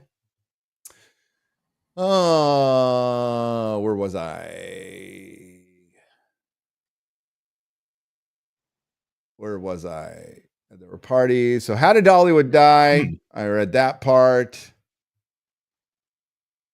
Okay. For many years, we have been locked in the content era. Some good work has been produced during this time, but that's been the exception, not the rule or the focus. The studios have all but abandoned their own 100-year-old business model, and their objective is to make great films, and have instead tumbled after the streaming services that try to compete with them in the tech platform business. That's not in Hollywood DNA. That's not in the Hollywood DNA. We don't have the same goals as the tech bros. We don't have the same kind of funding. We are not evaluated in the same way, and we don't and aren't supposed to make content. Then generative artificial intelligence, AI basically, arrived during the spring of 2023. It was going around long before that, by the way.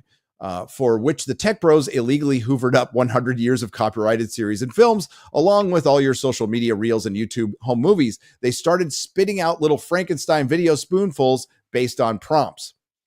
By the way, after the strike, and this shouldn't be a surprise to anyone, each specific studio is working on their own in-house AI based on their own IP, so they won't be breaking any rule. Yeah. At all. A lot of them already have it. It's already done. Disney has one. Our AI is very good. I'm pretty sure that the Disney one's making all their shows now. Well, if not, like I said during the strike, it's a good argument for it. It's hard to argue against AI when you watch She-Hulk. Okay, it just is. Is very good at regurgitating the past and vomiting up content, and because it does it easier and cheaper than a filmmaker or a showrunner could, the studios and streaming services that fund and distribute films and series will use it to maximize capacity because it will widen profit margins. It will enable them to give glowing reports during the quarterly stockholder calls.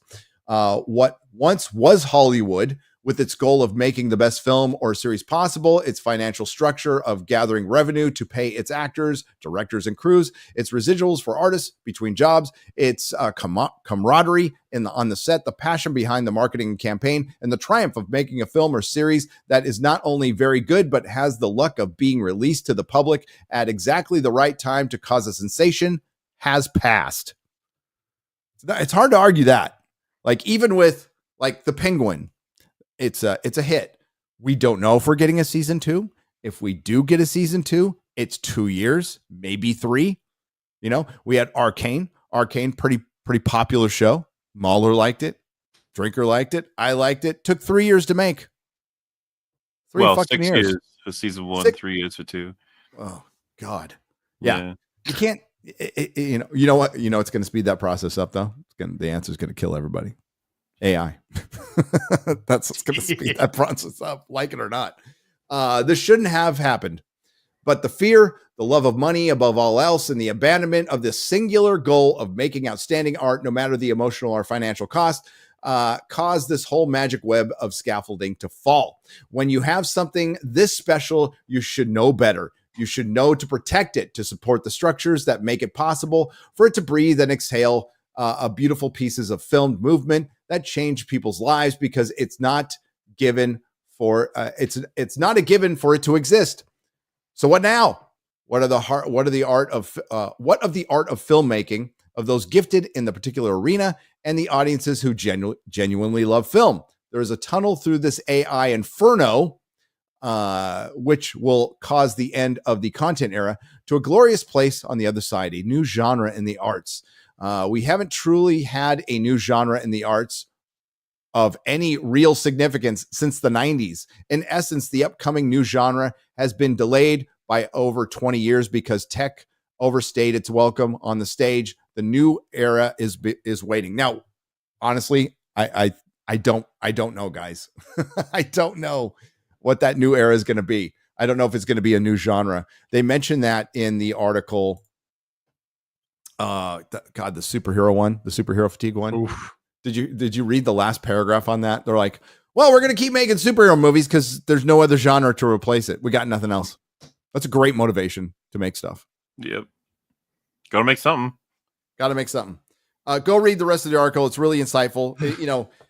One of the things, like, at least she mentioned the audience. You never hear a mention of the customer or the audience. And when they do mention the customer, they call you a consumer. And that's what they think of you. So, well, there is a genre which is massively lacking right now, and that is comedy. Yes. And the reason why the genre of comedy is lacking right now is because they're not allowed to be funny. Because comedy, in essence, is the mockery of all of us. And we're no longer allowed to mock all of us. We can only mock some. Oh, and don't forget, we're fucking low on people who are very, very funny. Oh, I mean, that's just a given as well. But I think that's a symptom of this. I think a symptom of the edgy comedy or the comedy which was, just go back. I mean, we talked about the rule of 20 years. You go back approximately 20 years or so. We had things like American Pie, Road Trip. Yep. Or Dodgeball, all that kind of stuff. This was comedy that was offensively funny, and it was offensively funny because it was having to go at all kinds of different people, not necessarily out of spite, just because it was funny. It was a funny thing to do. Things were said were not politically correct, and that's what makes it funny. That's the whole point. But nowadays we have the people running the studios who are so you try making a gay joke on your mainstream movie, you would have to caveat it all over the place. It become an apologetic kind of joke, and it just wouldn't work. And because of that, we just don't. The edgy comedians have been sort of forced out, almost pushed underground. There's some unapologetic ones: Bill Burr, Ricky Gervais, Tony Hinchcliffe. Yeah. I mean, people like. You'd say people like Ryan Long, for example, he should be way bigger than he is. Yeah. Shane McGuinness should be, is it Shane McGuinness? I think I got it right. Should be way bigger.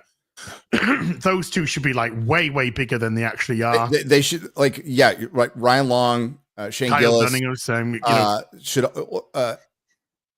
well, he should be on Saturday Night Live. Like they should, like, he would be the next, this is how bad this era is. He should have been on Saturday Night Live for like at least the last 5 years, and he would be the biggest star on it because his impressions are fucking great. But Shane Gillis would already have a movie, right? Ryan Long would already have a movie. Yeah. Kurt Metzger is Kurt Metzger will get on SNL for 1 year and then get fired. Yes, yeah. And I love Kurt.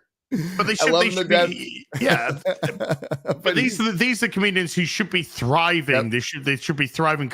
And what have we got? We got Netflix presents Hannah Gatsby. I mean, what the what the actual fuck?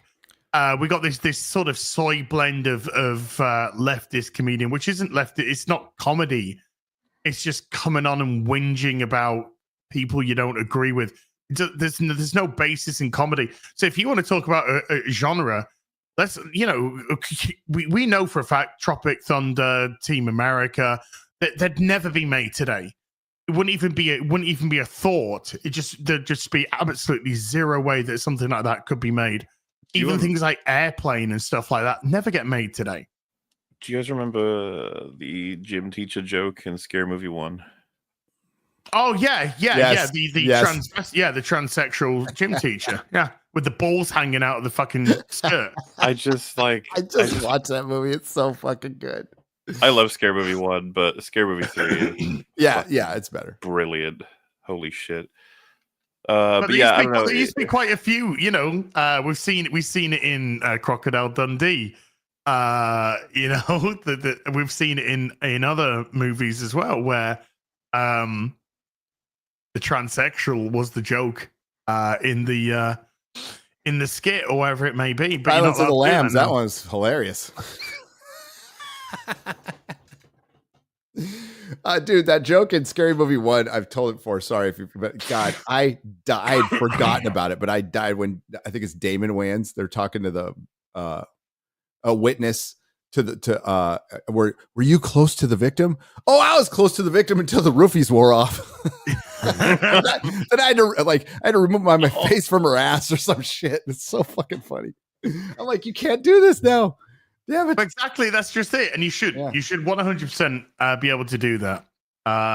So yeah, you want to talk about neglected genre? Let's bring comedy back, for Christ's sake. Let's bring that'll be a sign the world is healing. But the thing is, now it's more advantageous for comedians worth their salt to just go out and do stand-up. A lot of them hated stand-up, and they still kind of do.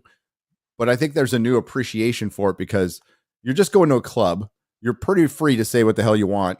Yeah, the terms are negotiated, so you're not waiting for some residuals or anything. You're in control of your own life. Now, the ceiling for making money isn't as high as getting a sitcom, because that was the goal of every fucking stand-up comedian back in the 80s and 90s. Is get a sitcom. Then you're set for life. Well, they don't have those anymore. And now they're more in control of their own life. That's why Chappelle, turned down all that money, because he just didn't want to be a part of that system. He said it a long time ago that there is something wrong with Hollywood. This is like, that video is like 20 years old, and he was right. He's all, maybe it's not the people that are broken. It's the environment, and that environment is fucking horrible, and it's still horrible. It's just a corporate horrible now, and it's worth bringing up, by the way, because I assume you've heard the news that they're planning a new scary movie. Yes, the Wyams. Yeah. Yeah. It's like a chance for a sign of change, or it's a chance to confirm no change. Yep. It's interesting too that we're talking about scary movies. Because I was going to say, like, it feels like the opposite end of the spectrum would be the horror genre. Seems to be doing pretty good. Like, I'm not going to say that the horror is like filled with great films or anything, but that it feels freer. Such low budgets, more creativity. The audiences seem to be happier with horror. More like Blumhouse's production style, a lot of similar formulaic stuff, but then every once in a while people be like, oh, have you seen film name that sounds crazy? And you'd be like, oh, what's that? And it's like new horror movie that's just got a crazy premise. How's sci-fi doing these days, would you say? Not good. And the thing is, to be fair, all genres are suffering broadly. They're suffering greatly, because this should be the era of sci-fi and fantasy. Like, we were talking about fantasy earlier. Fantasy is the ultimate escapism. It should not be grounded in any kind of reality at all. So I'm non-binary. Yeah. So sci-fi, again, should have been, we should be in a golden age of sci-fi and fantasy right now, because they have the technology to create it and the funds, and they've churned out shit. Rings of Power, Wheel of Time, Willow, just to name, Witcher. I could go on like this. There's a market for it. There's a lot of people hungry for good fantasy. I forgot who tweeted this earlier. They were talking about like why God, it's an author. Forgive me. I know he follows me on Twitter, but he went to Barnes and Noble and he's like, why aren't men buying books right now? And it's just anecdotal, but it's the same way if you go into the anime section compared to the comic section. So he went into the fantasy section and it looked like the romance section. Yeah. It looked like the fucking romance section. Yeah. And he's right. Because it is. Romanticy. Bottom line, if you want an underlying theme from, sorry guys, the election and this whole fucking era and why Hollywood is falling apart, it is the abandonment of masculinity. End of story. Mm-hmm. And it's created an imbalance, a major imbalance that doesn't work for art, doesn't work for culture, doesn't work for reality. And that is why Hollywood is failing. That is why they are losing. They abandoned the dudes. And you know what? A lot of women are pissed off that they abandoned the dudes, because they like to watch the dudes. And a lot of dudes are pissed off that you turned all the, hot women frumpy into dudes. Make women hot again. Justine Bateman I think I retweeted this morning. Make America fun again. Yeah. Like pull the stick out of the collective ass of this fucking culture right now and make America fun again. That's what Star Wars is lacking. That's what Marvel's like. And people go, no, it's too many jokes. No, there's a difference between fucking stupid humor and fun. Yeah. Like, there's a their tone jokes that have you been can crap. have. Yeah. There's a reason why Marvel humor, it's just a thing people say about all kinds of, it's like a joke exists, but it's not funny, edgy, anything. It's barely even like something you want to talk about. It's just like, so predictable. There's no wit. Speaking of that, want to react to some trailers, guys? Sure, man. Sure. We got 3. 3 trailers. Maybe is there 3? Maybe another one dropped. Should we get an audience interaction and ask them which one they'd want to see first out of the 3? How do you make a poll? You don't just Oh wow! say it Just and don't see worry about it. All right. Don't worry about it. Just pick one. No, just have some fun with them. Let's have some fun. So let's have some funs. Jesus. All right, guys. Did what I have you caught it? I did. So out of the 3 trailers, Mission Impossible, Dun, dun, dun. Captain African American. Oh God, I'm going to tune for that. Or the I haven't Thunderbolts. seen that one.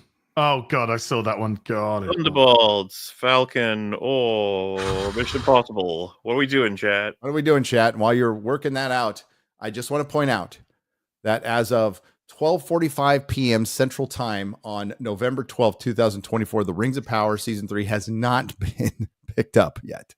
Just want to point that out. This is insane, by the way.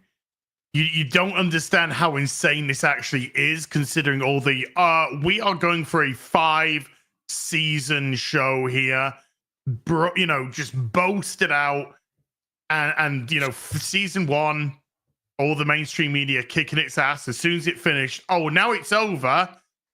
We can tell the truth because the money had stopped. The fucking payoff had stopped then, so they thought they'd try and get a little bit back. Then season 2 hits, we get the mainstream media cope again. Didn't work. It's fallen out of the zeitgeist. Nobody cares. And this should just be them working on season 3. And it's like, well, we're confident. We're confident it's going to get picked up for a season 3. And it's just like, that is not a good thing. Well, I mean, for us, it's fucking hilarious to hear. But for you, that is not a good thing to hear. Like, for the record, we only win. They stop it or they release yet another probably even worse season. Yeah. And we get to, just round the wagons and be like, well, back on with this adventure.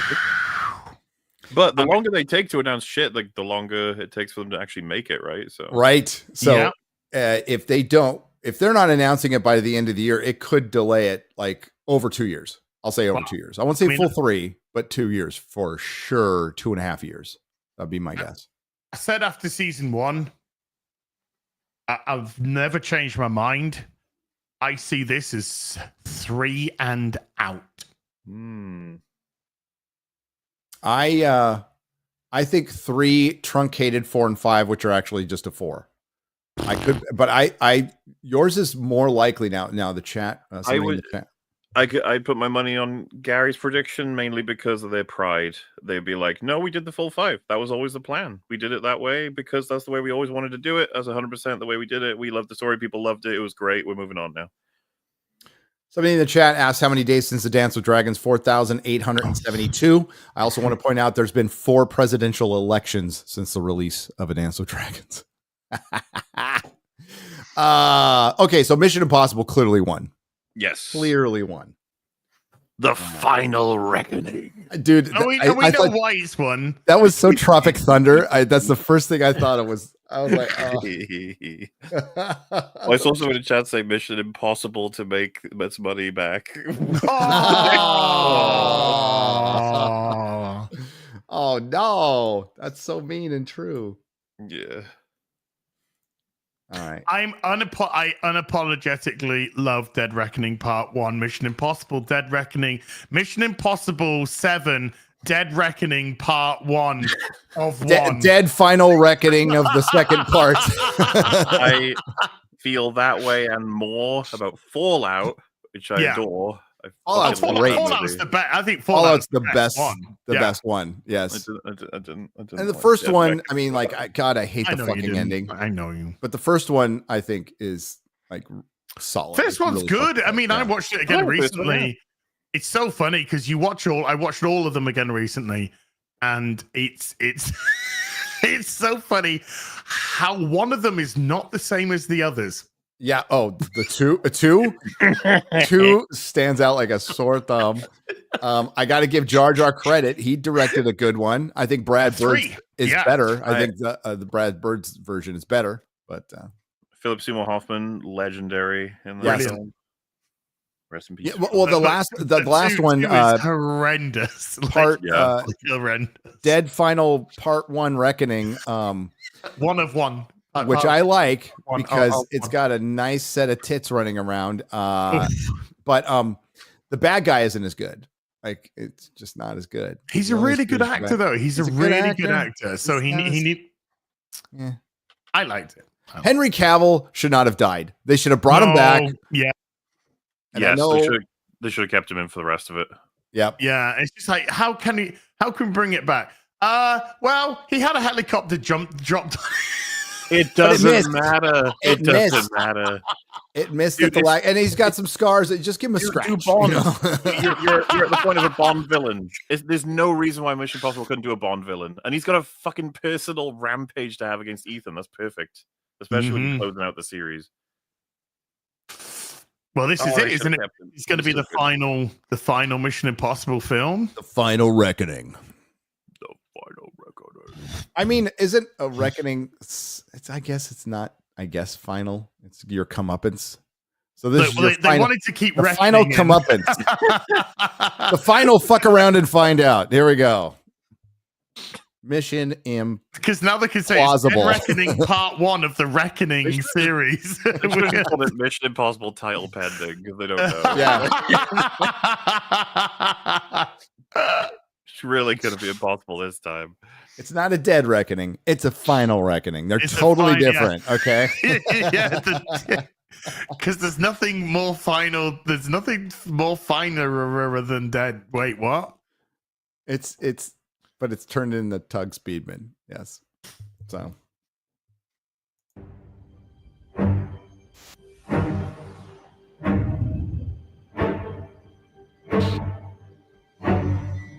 Our lives are not defined by any one action.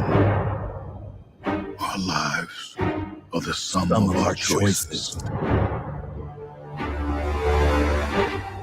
Everything you Fucker's still running. He's running everywhere. That guy is still running. Mission Impossible 1. Yay. Look at that. Great film. Everything you've done has come to this. When the need for certainty is absolute and the odds are deemed impossible, the mission falls to him. I miss what's her name. They shouldn't have killed her. Rebecca Ferguson. Yeah. Yeah, that was sad in a bad way. Yeah. They choose to accept.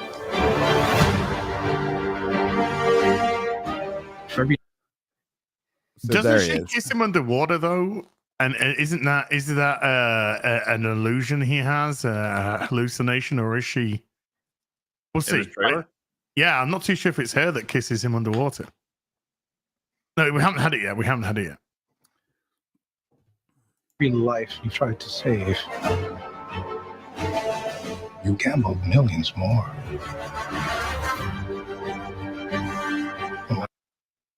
Who was frozen under there? I think it's just the crew. right? Yeah, it's the crew. Yeah, from the okay. submarine. Yeah. From the first one. Yeah. And now the fate of every living soul on earth is your responsibility. Haley Atwell's tits are your responsibility. Save them. I will. Oh shit! Why'd I do that? Cool. I'm a fucking idiot. He's running. He's running again. Yeah, there we go. On earth is your responsibility. Next year. That's the path pattern, isn't it? You refuse to sacrifice the ones you hold close. Yeah, is that? No, that's I'm pretty sure that girl is the one that died in the flashback in the girl we've never seen before in the Dead Reckoning Part 1. Oh yeah. Remember they had a history, him with that evil. Oh, guy. his partner. Was it his partner? I think so, or a wife. Well, in Tom Cruise's case, yes, it would be a partner. It was actually it was actually a point of criticism for me because they have a huge history of women who've died as a result of working with him in the series that they could have picked from. That's why Ryan likes it so much. Remember the first Mission Impossible? A bunch of girls die. Oh yeah. Oh yeah. Well, a bunch of girls are killing girls as well. So Dude, you know. Yeah. Emilio Estevez dies. Oh, he gets skewered. Yeah. That was something I remembered really well when I was a kid when I first saw that movie. So I was just like, fuck. Well, that's just it, because Emilio Estevez in those days was pretty well known. So to kill him off like really early in the film was kind of like, oh, okay. And John Voight being like, Ethan, and he falls off the bridge, and you're like, oh my god, what's happening? No, everyone died. They did. What's going on? And then when they reveal he shot himself, you're like, oh, John Voight, you pesky little bastard. John Voight, Mr. like John Phelps. Voight for So a million years, that's something that like I can't really get over. Okay, and I'm gonna say it. I know you guys know the argument. There's a whole show that this was based on. Okay, that was fucking great. I used to watch it. Old as well. I'm the youngin' all the time, and they made Captain. It's like making Captain Kirk the bad guy. Leonard Nimoy was a regular on the TV show. Yes, he was. Yeah, because he used to. I loved it at the beginning of each episode where he'd go through the photographs and pick his crew, and he'd be like, Leonard Nimoy's back this week. Yep. You know, Yep. yeah. Be great. And it's got, dude, the best theme song. It's got the best theme song. There's some good make theme songs great again. Oh, you know? God, I know. I agree. Here we go. So Tom Cruise running everywhere. Oh man, that was a little homage right there. Oh, did you see the Babylon Bee? Hang on. Let's get that. Oh, so Babylon Bee, like, I forgot. Tech company finally invents cylinder that twists into a thing. That's in every movie, and it shows all the cylinders that twist into a thing. The Babylon Bee should do a source of blue light in the sky finally revealed. Yes, get on it. I'll drop a DM. Drop a DM to him, but yeah, that was so fucking funny. Is it just me, or we're not seeing Simon Pegg in this trailer? No, he's in the trailer for sure, just not much. The thing is, it's the final one now, so everybody's on the line. They could kill anybody. I think Pegg's going. I think it was seriously hinted at in the last film that. Oh, he talked about it as like, this is my last one. You know. I mean, it's supposed to be everyone's right? final one. Yeah. This is meant to be the final Mission Impossible. But he made it sound like he was going to croak. So. I mean, the last film was very obvious that. Well, it really sort of set up that he was going to die. Babylon Bee just posted that experts confirm Batman the Animated Series was the pinnacle of human civilization. Correct. Correct. Absolutely correct. Oh, there it is. No jokes detected. I'll be right back to the trailer. Okay, don't worry, folks. But this is pretty funny. I was just you reminded me of that sequence in Fallout where he's hanging and she's trying to boss fight the villain, and during it tosses him like the broken glass to try and cut the rope while he's on a chair that's like fallen over, desperately trying to breathe while she's strangling. And there's that moment where she's trying to choke him out while watching Simon Pegg die from being hanged. So fucking good. Yeah. Oh, yeah. The Babylon Bee. The future is finally here. Elon announces he has invented those glowy power cylinders with handles at the top that you push into a slot and then turn the handle to lock in place.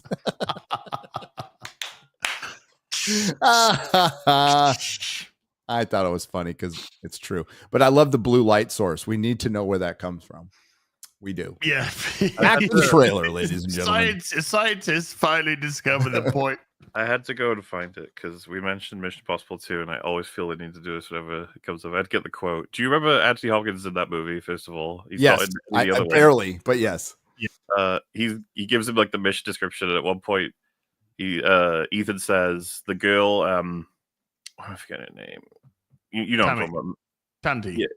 Tandy Newton, yeah. He says she's got no training for this kind of mission. And then Anthony Hopkins says, what? To go to bed with a man and lie to him? She's a woman. She's got all the training she needs. Yes. Boost! You have that. And then he says, I don't know if I can get it to do it. And he says, you think it'll be difficult? And he says, very. And then he goes, well, this isn't mission difficult, Mr. Hunt. It's mission impossible.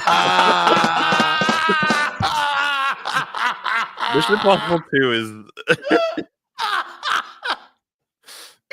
Do you remember the branch comment? From yes.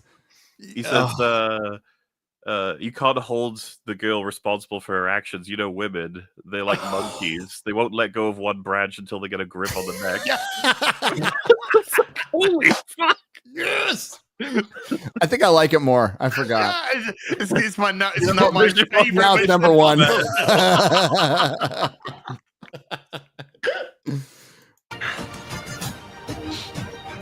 I like the biplanes. I do. You've always been on the right side, brother. I have no regrets. Neither should you. Oh, hell no. He did that as well. I need you to trust me. One last time. Okay.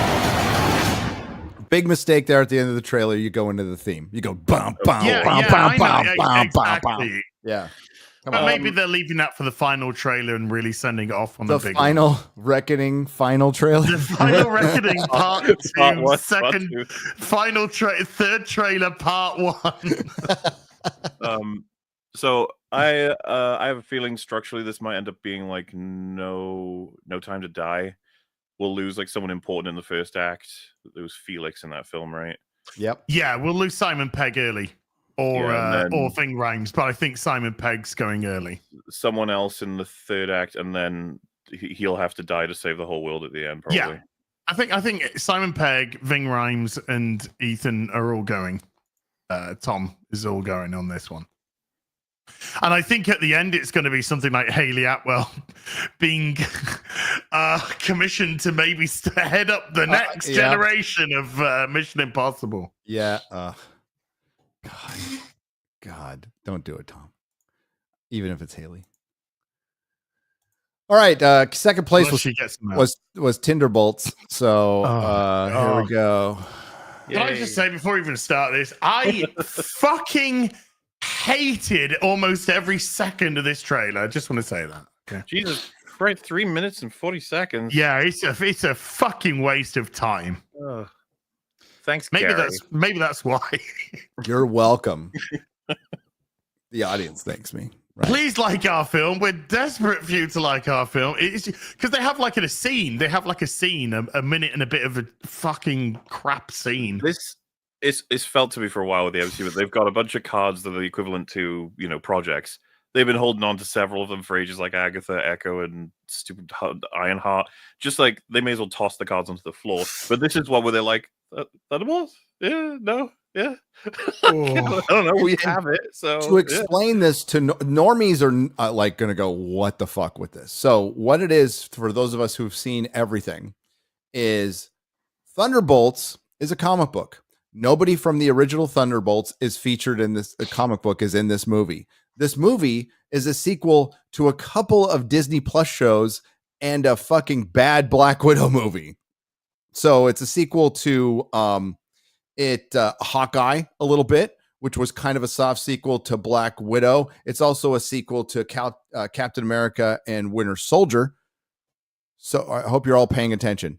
And it's called the Thunderbolts when it's supposed to be the Dark Avengers. And why they didn't call it the Dark Avengers, because it's closer to that from the comic books than it is the Thunderbolts. I assume the best way this will be translated, even whether accurate or not, is Marvel's Suicide Squad.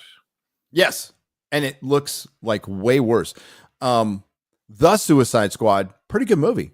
Didn't do well, but pretty good movie. I liked it. Don't expect this to do well. My favorite part was Starro killing too many diverse people. Not enough white people. Yeah, not enough white people died. Oh God! Fucking hell! Jeez. So Grace Randolph had quite the meltdown over the weekend too. She's like, Oh. I think the media's been lying to us. So really? Fucking hell! You need to stop dyeing your hair. It's permeating through your brain. No. all right, so Thunderbolts asterisk, which probably means they're all going to die, which I can only hope for. Except for one character. I bet you can guess. Oh, America's so big. You ever drive through Oklahoma? It's so flat. I just did that, by the way, a couple days ago. Speaking of flat. Yeah. speaking of flat. That energy from Az is exactly what everyone's is. Just the scene starts, a word is said, then you're just like, Yeah, I know. But it's just like, do you ever heard quippy dialogue? No. Bad Russian accent all the time. Yeah. Oh, there's no point in him saying words. He should be like, I am the punching bag stupid man. And Yeah, you're like, yeah. I know. Yeah. I'm gonna say something socially awkward, and then the whole audience will Okay. go. Why in the fuck would somebody from Russia say America is big? Whatever. Yeah. Kill me. I just want to point that out. Russia's.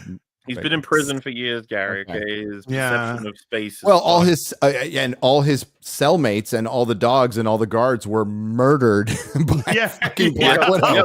Just want to point It's that okay. out. It's okay, guys. I was told back then they're prisoners. Who cares? Yeah, so who Yeah. cares? What about the Alrighty. dogs? What about Not the as if guards? Russia's known for imprisoning people. They killed everybody in that avalanche. Okay, They to save deserved this it, fucker. apparently.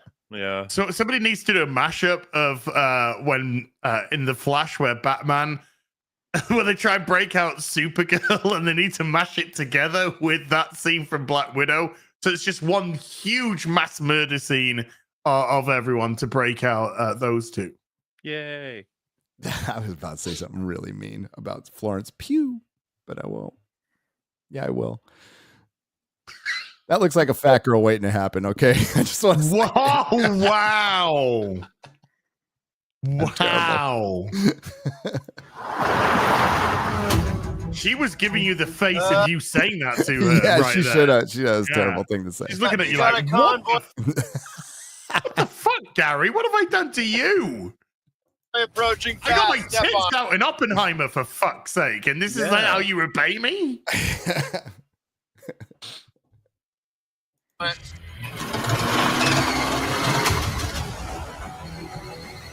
By the way, just as an FYI, are we meant to be thinking, yay or nay? Are we meant to be thinking, oh wow, this is like the beginning of Iron Man? Remember beginning of Iron Man when they're in the convoy? He's out of line, but he's right. Is this meant to be reminiscent of that, or is that the kind of feelings we're meant to be getting, or is this just in the middle of nowhere doing nothing? I don't know. I don't know. I don't think they know what that like artistic. You are trying to like break down artistically what they're trying to pay homage to or what they're trying to do. No, steal.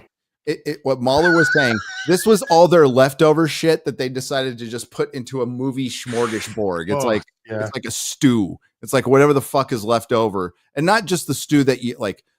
My German ancestors, you know, they would cook something all day, right? You know, that they throw whatever leftover food into this. Yeah, no, this is the stew that you make for the dogs, right? Oh, wow. Yeah, this is the stew you make for the dogs. So you've called Florence Pugh flat-chested in a dog. You called her flat-chested, motherfucker. He didn't call her a dog. He said he'd feed it to the dog.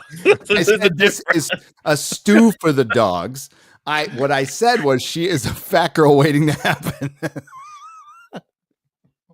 Just terrible. I'm going to hell, but I was already going to hell. I hate misogyny. I hate this right-wing grifter group. It's terrible.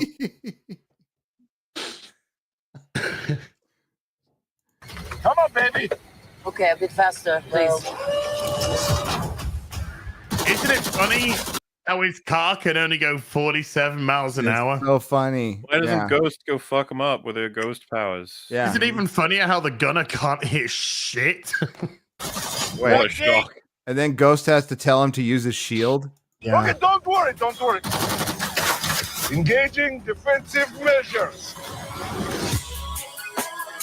Wait, there's not smoke. Oh my god. Move the shield! I think it was about here that I died completely on the inside. so funny. I am Florence Pugh. That is me just watching it though. That's my face watching it. Yeah, man, it's gonna be nuts how like none of them take it seriously, except maybe Walker. He's the only character that we've got in this movie that might be worthwhile. But no, because he does his own zingers in this. Oh well, to be fair, I haven't seen this before. Okay.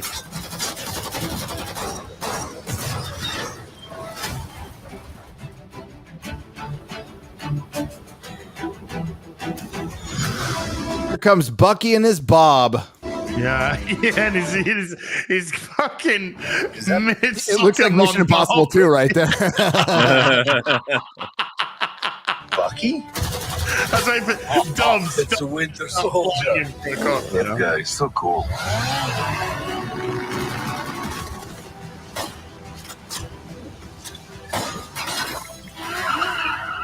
That was done so clunkily, though. Yeah. It wasn't even fluid. It was just really Sometimes I'm like 50-50 on that because I assume this might be edited for the release as opposed to edited for the film. But like, if it's edited like this in the film, that is some fucking choppy shit. Yeah. Yeah. Okay, dude, that haircut is so bad. Like he looks so fucking bad. Dude, if you're not careful, he's gonna speak to the manager about you. Yeah. That's what they talk about. It's like emo Bucky. Like what the fuck? Poor Bucky, man. Look what they did to my boy. That's not good. In fairness to Sebastian Stan, though, he's said a couple of base things recently. Who did? Sebastian Stan. He's been saying a couple of base things recently. He was asked, who would you most like to have back in the MCU? And he went, Steve Rogers. How about Bucky? That'd be cool. That would have been a hell of an answer.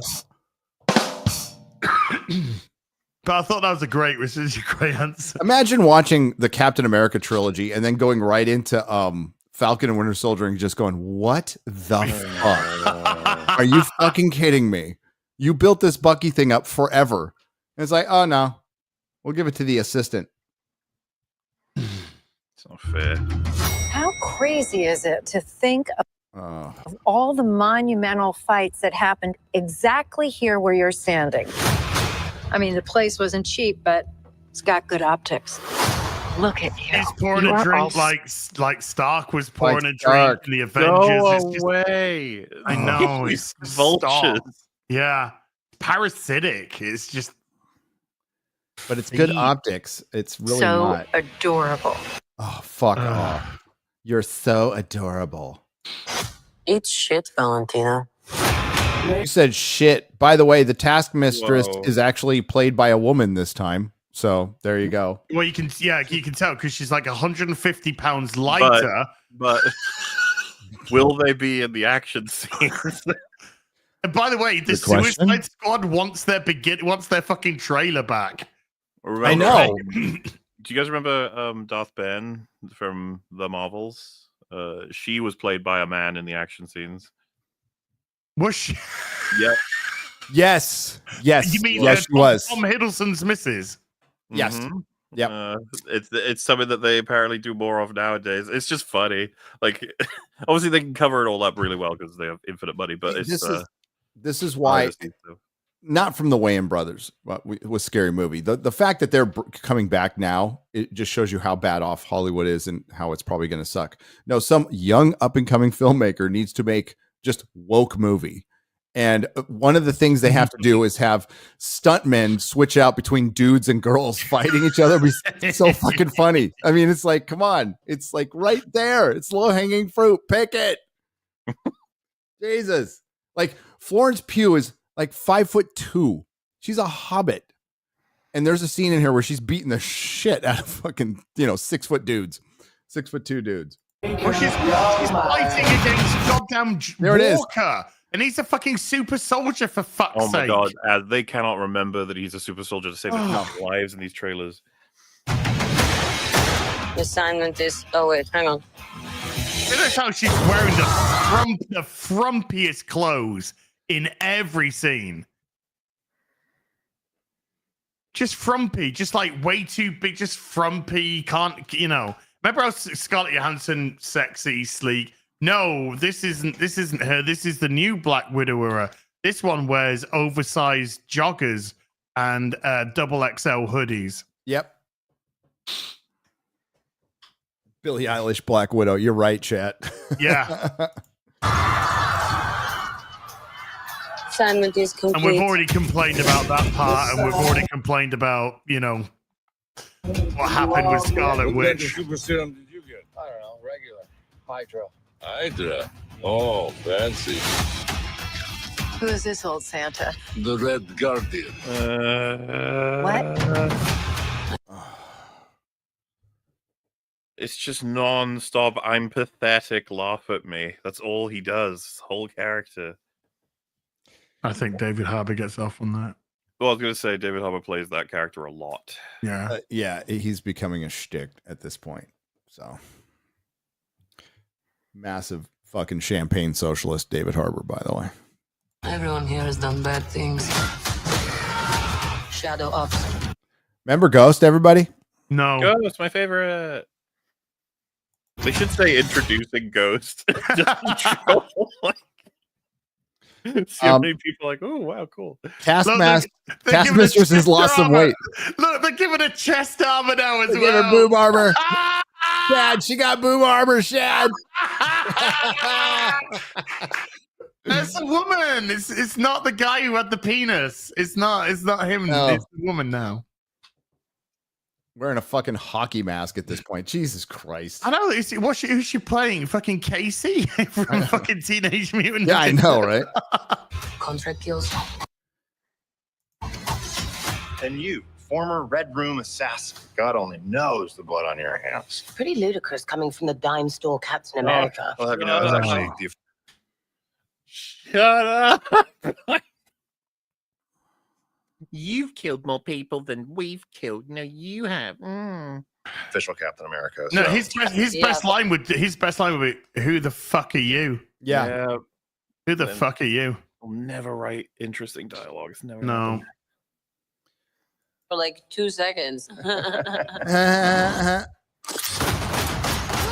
Hey, watch this. Watch this. She holds him up with her. Yeah, with her that's been the gauntlets. problem since the first trailer. They just don't know what the fuck they're doing. Yep. That's going straight in the face. Yeah, her, wrist, yeah. her arms are Basically shattered. collapsing. Yeah. Oh, It's so tense in it's here. it's the joke time. The other joke. The Who other are joke. you? The more joke. I'm Bob. That feels like a shit copy of a James Gunn thing. Yeah, that's Sentry. Yeah, So- this is Tardians of the Galaxy. Yeah. So, like, you remember the Suicide Squad had that guy with them? Yes. I forget his name, but he was just some guy. And Well, he got Deadpool. killed. Yeah, Deadpool has that sort of joke as well. But like, yeah, this just feels like, look, we've got it too. We're doing the thing. But this guy is actually Sentry. So that's kind of a very powerful character. So powerful that he's his own arch villain. So he'll be emasculated to fuck then. Probably. He's supposed to be blonde. Dude, they can't even get the fucking sexes right. I think the hair color is the least of your fucking problems. Right. I remember when I used to, yeah. And when Daniel Craig became Bond, I'm all, no. Get rid of his blonde hair. He's got to dye his hair brown. Interesting. if I keep watching movies like this. Yeah, I was gonna, if I keep watching movies like this, I fucking will. And we don't have purpose. That's again unintentional line for Marvel. Here we go.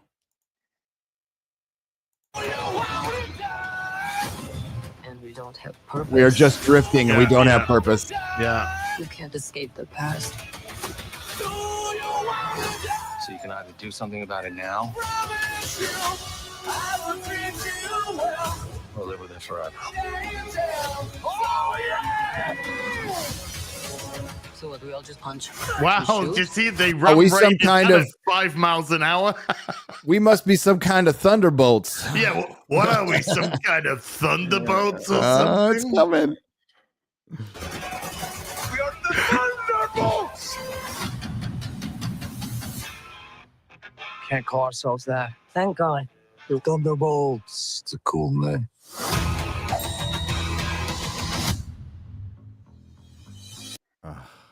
I know, just. Is this where we are? I sense Is your this where we excitement, guys. I got one more. You guys all right? You gonna make it? are? Oh, which is the next one? Captain African American. Oh, I haven't even seen this one. Fuck. That tweet I did where Culture Crave put up the poster, right, of the Red Hulk punching the shield and Sam Wilson's behind it. Then they compared it to Captain America getting punched by Hulk, and I said, "This only Captain America is only featured in one of these images or something like that." It hit Reddit today. Usually it takes 48 hours to hit Reddit. It hit Reddit today, and now my mentions are just all fucking big. It's fucking great. Sam Wilson isn't even a super soldier. If No. the Hulk, if a Hulk, any Hulk, fucking She-Hulk, Red Hulk, Green Hulk, fucking Magenta Hulk punches that, he's squashed. Dude, specifically, the guy I know at Marvel specifically said when he told me that they were reshooting everything, he said one of the biggest problems internally that they had was there's a scene where Sam Wilson is holding up the shield and Red Hulk punches him and there's a crater, but he survives. He's fine. And he should be jelly. And even the people saying like that cannot happen. We got to redo that. And they make it the fucking poster. Like there's no communication.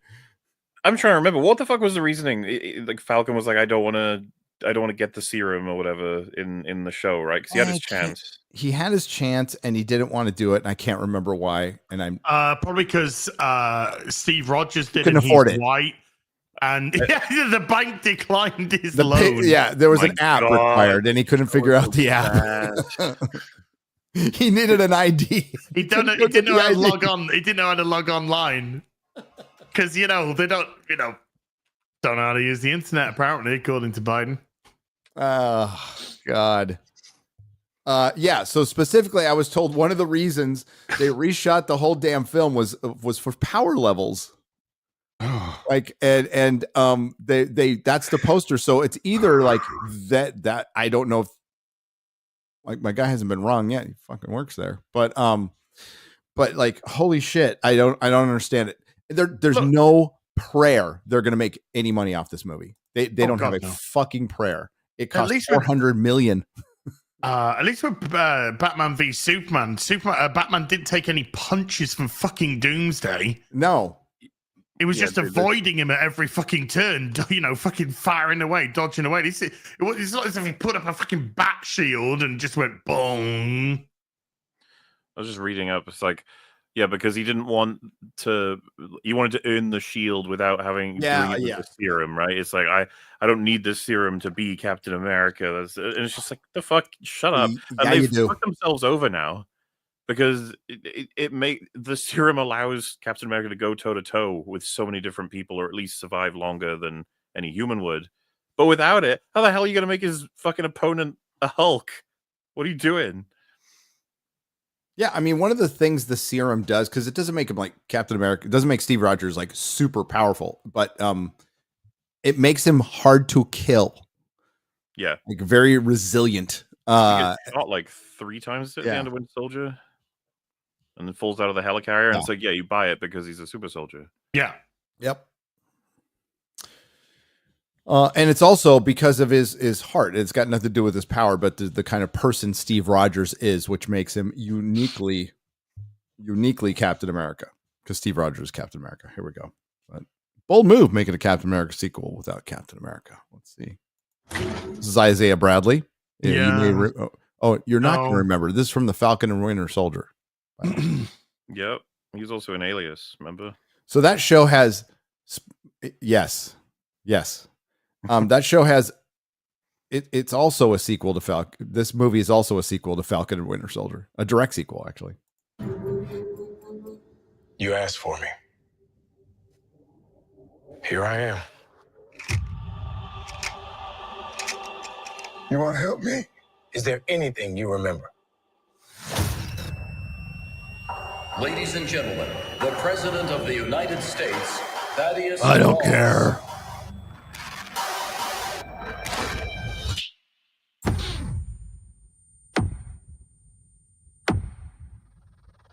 I wonder why they didn't show him trying to shoot the president. Whatever this is. Honest question. Is Cap. Be careful. What do we know? There were 5 shooters. This was a coordinated terrorist attack, sir. I was a wartime general. Now I'm a wartime president. Your inner circle's been compromised. Let me fix it. Watch yourself. Hey, Gary. Yeah. Isn't there a Skrull war happening right now? There should be a Skrull war happening.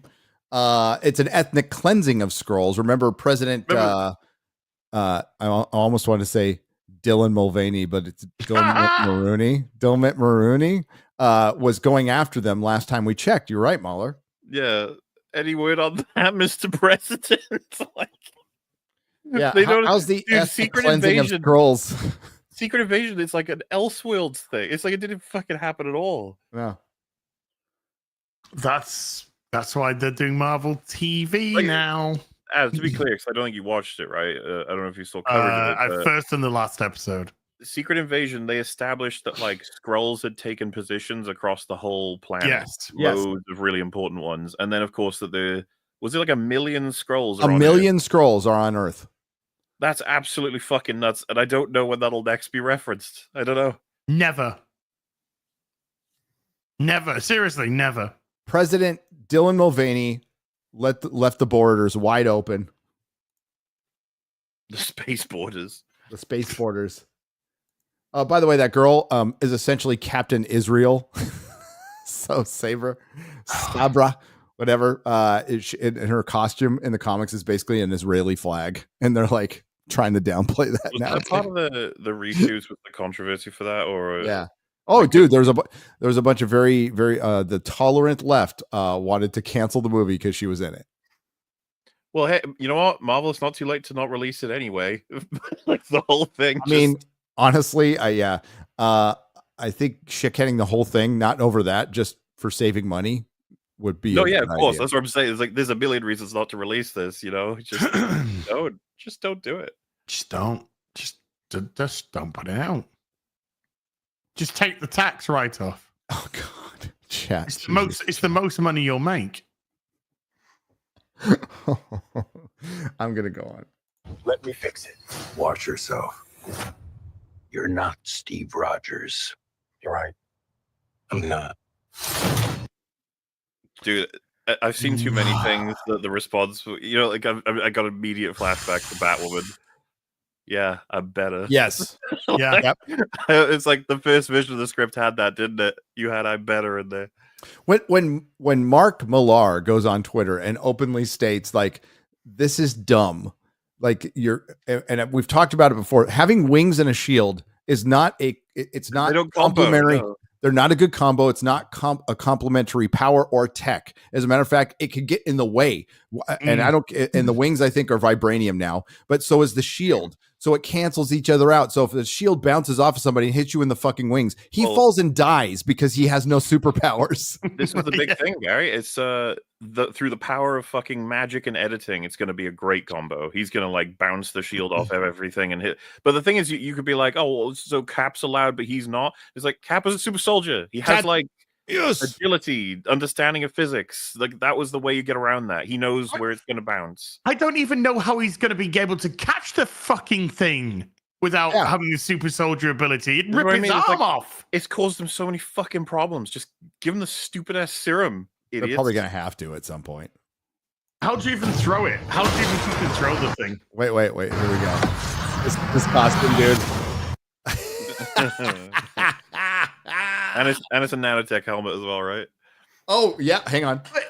But that would he would smash right. Okay. Seriously, that would smash his legs into pieces. Yes. Look at it. Yeah, Az, look at it. It is smashed. Look at it. Look, his legs are like It's already jelly. He just looks up and goes. And that costume, dude, that costume is such shit. He looks like a downhill skier. It's fucking terrible. There's another one later, but having the helmet over.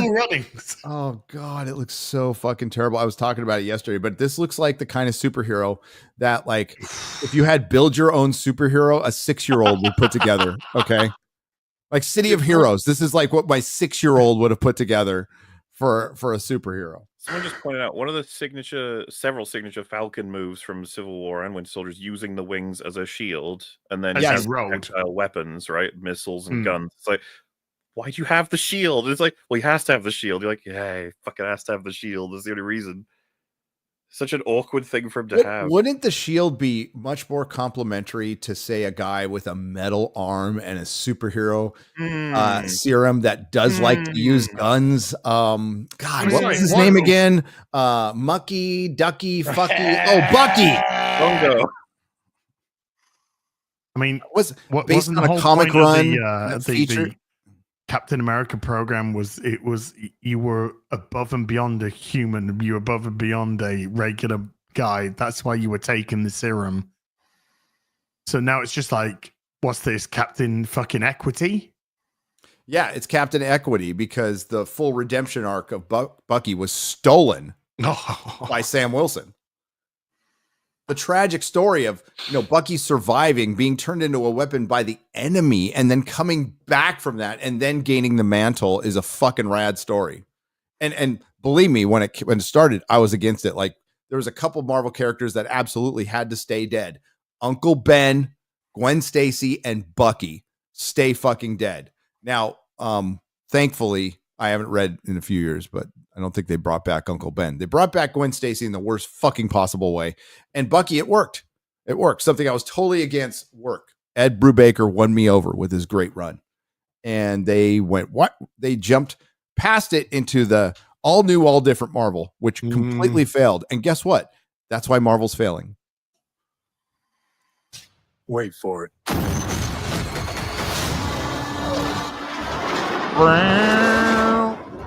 We're on the brink of war. I can't trust anyone. Nothing about this feels right.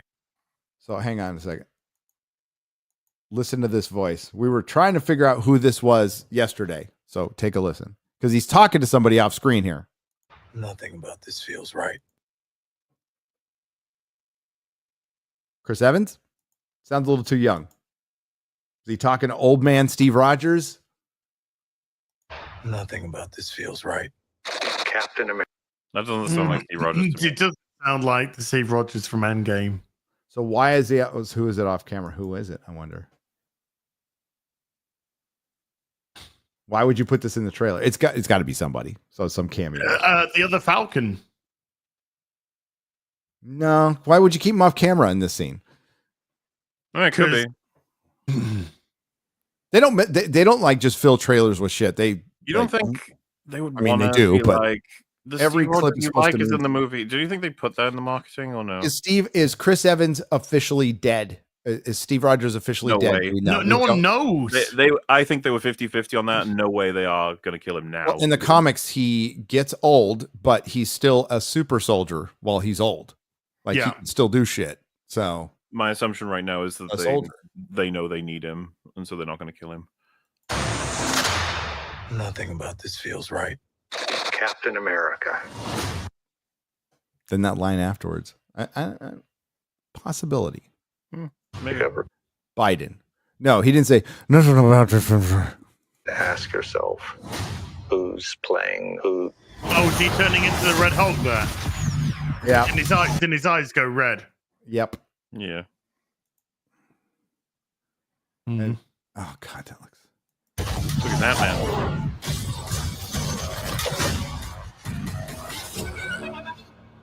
Someone's been pulling the strings on everything. You're under arrest. Oh, we can't afford another fucking secret organization pulling the strings on everything, guys. We've got like 7 of them at this point. Oh. Yeah, and Hydra's coming back, by the way. Why is he under arrest? Just stop it. Just can we? I didn't even notice that. They fucking arrested him. Stop God damn it. Can we just stop? I didn't even notice that part. I was oh shit. They did not do that. Oh no. Is that Hulk? Or is it just a big buff dude? It's just a big guy. I think that might be Hulk that they changed in the trailer, but they're not supposed to do that. Maybe it's just a fat guy. Pulling the strings on Oh, he could easily just be a change of character because of the scene. Yeah. Yeah. So they arrest the black guy. People out there that I can't control. Captain America caught without his wings. Like to play dress up and blindly execute the state's orders. Don't say I didn't warn you. What if this is a trap? You don't even know what this is.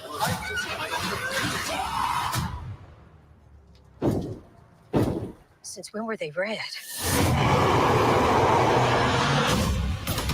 CG does not look good. Nope.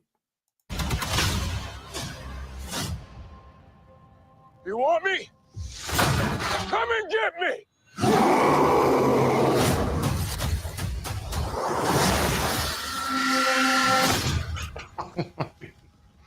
So I saw loads of people saying that was fucking awesome and amazing. And I hate to be that guy, but be that guy. Why did he chop it in half? Why didn't you just jump over it? Yeah. Like what? I mean, it actually wasn't it wasn't on fire. You actually made it explosive by doing what you did. Now you got freaking 2 coming at you, mate.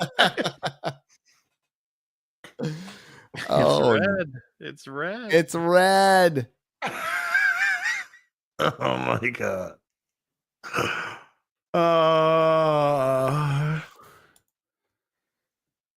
Oh, so Marvel's in a very similar position than DC was about a year ago. They've got to release a bunch of shit before it's not even a reboot, before they attempt to turn things around.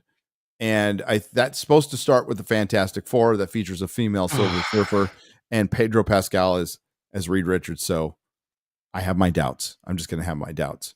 According to James Gunn, Superman trailer's ready to go. Going to be released any moment now. I'm interested. I'm very interested in seeing that.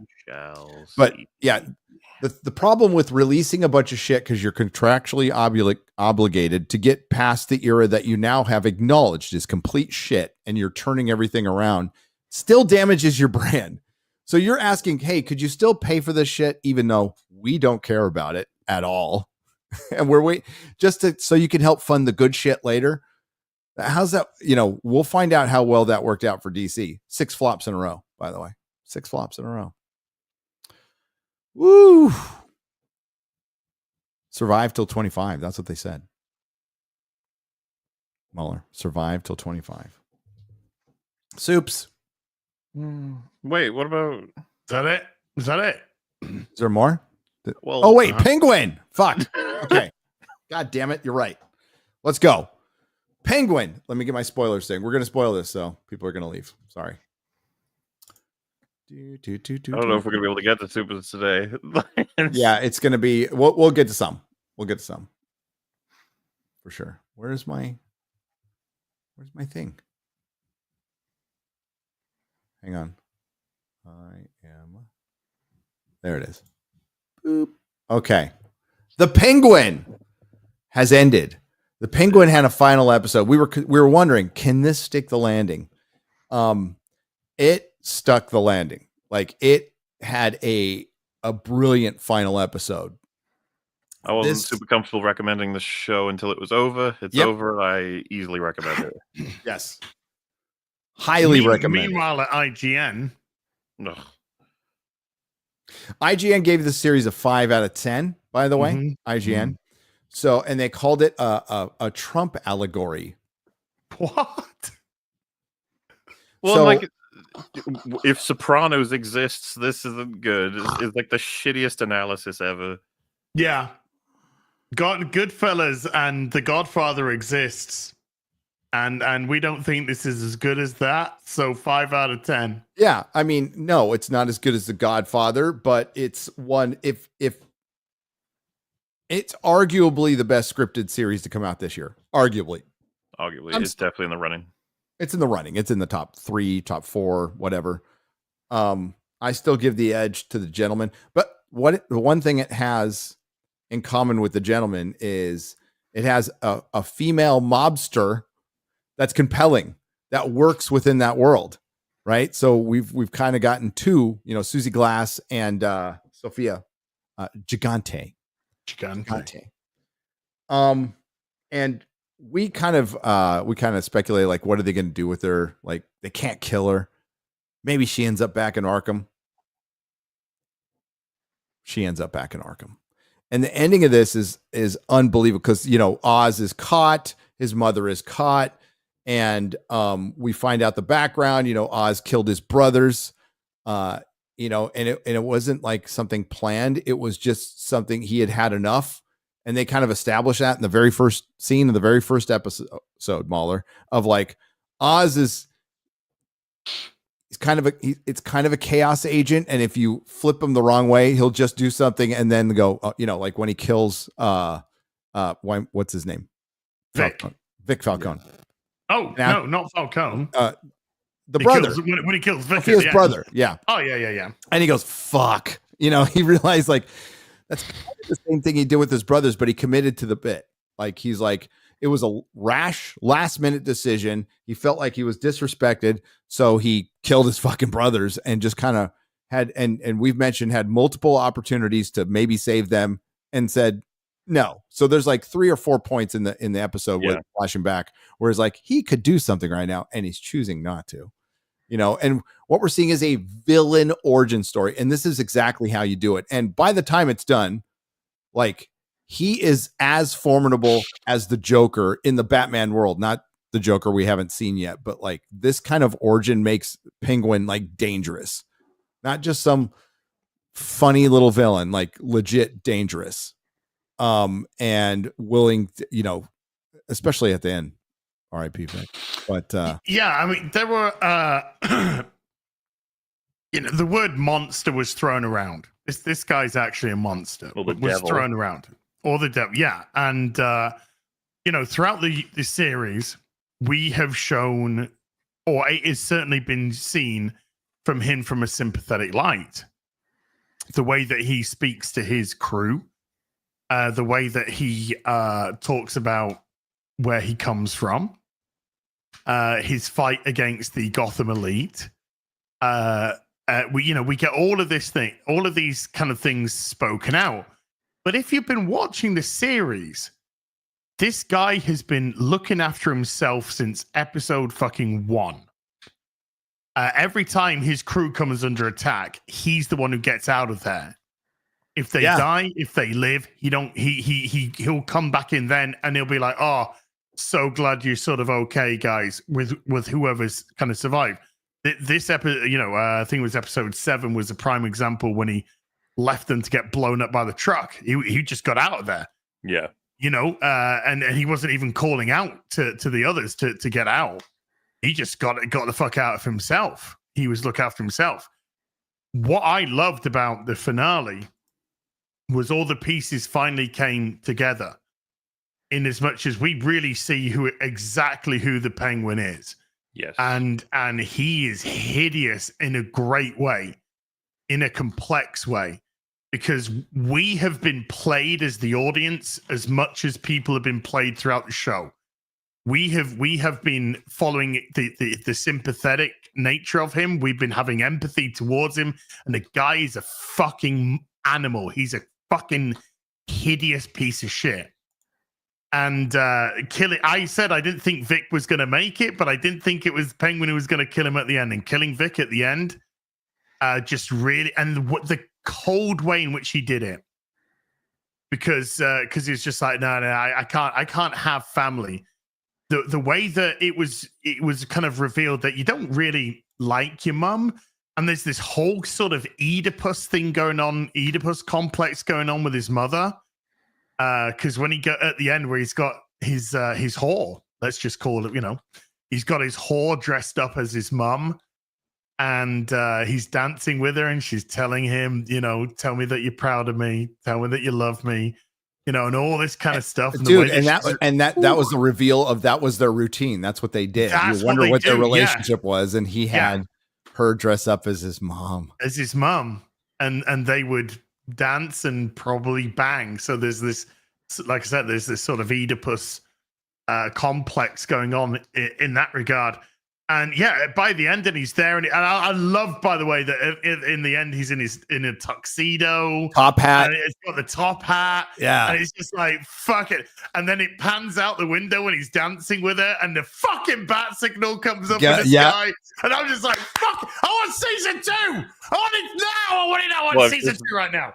This aggressive need from the whole audience of like Batman needs to punch this motherfucker. Yes. Well, and that's how you're supposed to feel at the end, right? Yeah, we got played. We got fucking played the whole season. It was great. And the only thing, like, at the end of the penultimate episode, Crown Point fucking blows up. Sophia blows up Crown Point, and there's like massive, like, public death, like innocent death. And I'm like, okay, now we need back in Batman. Like Batman, like you can have mob people killing each other, and he might be just letting it happen. I guess that's feasible, right?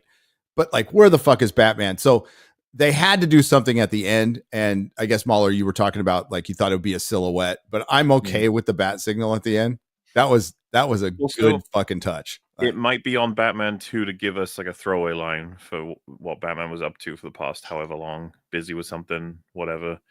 It's just, it does feel weird that he didn't get involved in this season at all. But we know it's probably more of they would have liked him, but they couldn't get him, or whatever have you, meta reasons. It's just that, man, this shit gets public. The sheer amount of deaths and the power vacuum, the power struggle is insane. How could Batman not appear in any of this? Well, Batman would know, like, Salvatore Maroni fucking escaped and is working, and now he's, because the word was on the street that it was working with Sophia Gigante. There's a lot of, and that may be what draws him out, and maybe they address that in the next movie. But there is some inconsistency from the movie, and there's a lot of synergy, like especially with the Hangman, right? The Hangman, the Strangler being Carmine, which is as you'll find this funnier than Gary will, but I saw people saying that Batman was busy collecting all the Riddler trophies. That's why he wasn't in this. That's funny. I like in that final episode, Sophia's kind of in comic book outfit. It's a nod. It's a nod to Tim Sale. With that red thing going over her tit. Yeah. I thought that was a nice touch. But I figured Ryan would be on life support with her in this episode. She was she's been gorgeous and excellent acting wise. Are you saying that we had to do a wellness check on Ryan for vigorously masturbating and possibly being dead? I figured, yeah. I think he put out a tweet saying there is no fixing her. She is perfect. Yeah, she's a perfect woman. Yeah. She was absolutely superb. Absolutely superb. She was great. And she's gonna win awards for sure. Well, I hope the show wins plenty of awards, but when Oswald took her to kill her, and I was like, oh, he's actually going to do it. He's actually going to kill her. And then he says to her, you're going to hell. I was like, oh, no, he's not. He's not going to kill her at all. He's going to leave her to go back to Arkham because that is her literal hell. She's haunted by that fucking place. And to send her back there would be her hell. And it was great that we had the little flashback when she was at the orphanage, the girls' place, wherever. And so that was very cleverly done as well. And again, you're sort of sucked in a little bit because you're sort of sucked in by the he's also being a little bit empathetic, and we got like I said, we got played in the best possible way through this show because he's a fucking idiot. He needs to have his fucking ass kicked. As per usual, with all of our analysis of any of these episodes, it has to be said, and I think it's a standout in this one. Colin Farrell, you son of a bitch. Holy shit. Look at you go, mate. This might be the best thing I've seen you do at this point. Yeah. And he's done a lot of good shit. The scene with his mum, holy fuck, like the amount when he's crying out to her so many different times, you get he regresses quite a bit into just little boy mode. It's excellent. And then the ending with Vic, his facial expressions behind so much makeup. I know. Yeah. That's crazy, right? His eyes just he was able to emote through like a pound of freaking makeup, and Vic was always going to be the sacrificial lamb. And it was like once they did this scene, I'm like, oh no. So I absolutely knew it was coming. I think a lot of people did too, but you're like, how are they going to do it? Does he get popped in the head? Yeah. And he does it in the most brutal way. He chokes him while he's begging for his life. Yeah. Dude, he robs him and then takes his ID and tosses it Tosses it in the water. Yeah. Batman's going to find that shit, by the way. Yeah, but it's what happened to Vic's family. Exactly. Oh, it's so cruel, but so perfect. He's joining them. There was a meme going around of that girl, that girl who went to LA. It's like, I wonder what Vic's doing. I wonder how Vic's doing. It's like, it's great because I mean, when Vic kills the guy in the alleyway, in previous episode, and just the sort of horror of seeing him bleed out horrifically, and then having that juxtaposed with Penguin just choking, holding him and choking him, and he can't do shit. He just can't, and he's please. He's just like, oh, it's so fucking sad, dude. But Penguin, a villain through and through, which is why that I think you would have seen it, Gary. I don't know if you did, but there was a tweet that was like celebrating just how well they did making him a villain. I guess the account, but it said finally a villain who is spineless and doesn't have some tragic backstory. What? And I was like, he has both of those. He has more spine than 99% of villains. Yes, he's committed to the bit. It's not like, I'm a regretful villain. He's like, no, I'm a villain. I'm down with this. He fucking gets the jobs done. He'll do it. No hesitation to kill your own beloved second in command, essentially, because you don't want him to be a liability. That takes spine. Yes, that takes a lot of spine. It was great, and it made sense because we were all talking at the beginning of the series about was it a good move to let Vic live? That sense seemed a little bit soft-hearted of him, and he uses everybody. Everybody is disposable. Everybody has a purpose, and as soon as your purpose is over, you are disposable. And what the impetus of that was, he was disposable. He was one of those disposable people and chose not to be. Like, I know how this world works. I'm going to commit to it. And dude, on theme so hard. All of the, so to speak, like second in commands rising up. That was that Godfather. That was the Godfather moment. That was straight up the Godfather moment, and that was great. All the number twos rising up, getting their chance, and he knows how to manipulate them. It was so freaking good. He's very good at implanting the ideas. He's discourse. Just putting those things in. A whole bunch of scenes throughout the season of him motivating people. He's pretty good at it. He's very good at it. Yeah, and but as we all know, it's just pure and utter manipulation, and that is it. He does it so many times. He backstabs so many people. And survives. Everything is by the seat of his pants. When he talks to that city council member at the end to make Sophia, the fall gal, is such a genius move. But man, that chances are it wasn't going to work. He's like, hang here, Vic. I'm going in the lion's den here. and just has a little conversation in a courtroom. Oh, by the way, of course, the Selena Kyle letter at the end. To I didn't catch that at first. I had to go back because I was watching it with family, so it was being talked. So I'm like, I couldn't see. My only thing that I wished is that the Doctor was actually Hugo Strange. That's the only thing that I wished in Arkham. That was Hugo Strange. Yep. That to me that would have been perfect. Actually, the weakest character is that guy who likes Sophia, the Doctor guy. I don't really know the submissive.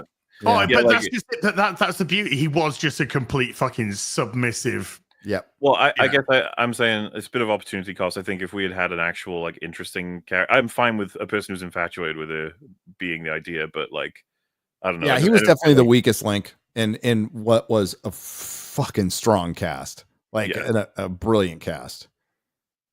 I kind of wish I would have paid more attention at the panel now, at the Comic-Con panel, because we were waiting for the Marvel panel. So Chris and I were kind of talking through half it, because I was very meh on this series, as a lot of us were. We're like, why? It seems so unnecessary. Yeah, before it came out, yeah. Oh, I was fucking wrong. I love to be wrong with shit like this. Yep. Love to be proven wrong with stuff like this. Again, it was a show I had no interest in, none whatsoever. And then seeing it, just like, fuck. It's like Joker. When the Joker movie came out, I had no interest in that. And then you saw the first... it because you guys mentioned we were going to talk about it. I was like, all right. But, I got to the point where I was watching the last few episodes as soon as they came out.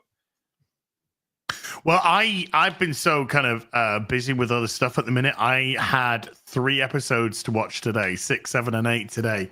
So you just... yeah. Oh no! What terrible homework that was. I know, it's awful. Watching 3 episodes back to back like this. I got to do my review and I got to rewatch the whole series. Oh damn! Fuck my life. This terrible job. But that whole bit with the brothers was that episode 7.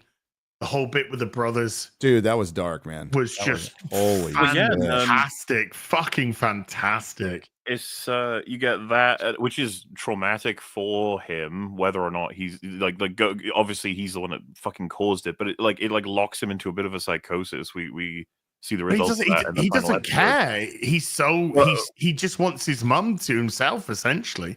What I'm also talking about I'm talking about like any regrets he has. He clearly doesn't. I'm talking about like the value, like his one big life goal is to prove that he should have been the one to be focused on. He was gonna get the win in the end.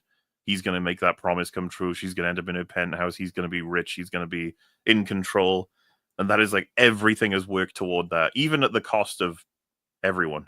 Everyone, yeah. And by the way, the kid Oswald was fantastic. Yeah, he was really, really good. Yeah. Oh, well done, Sunshine. Yeah, he was really good. Yes. Yeah. Yeah. And his mum, she was fucking excellent. Oh, she became such a I mean, we liked her in the early episodes, but those last like couple of 3, she was just outstanding, dude. man. When they're phasing in and out of her reality, like she sees herself as young and she's old. That was so well done. That was so well done. Oh, like well written.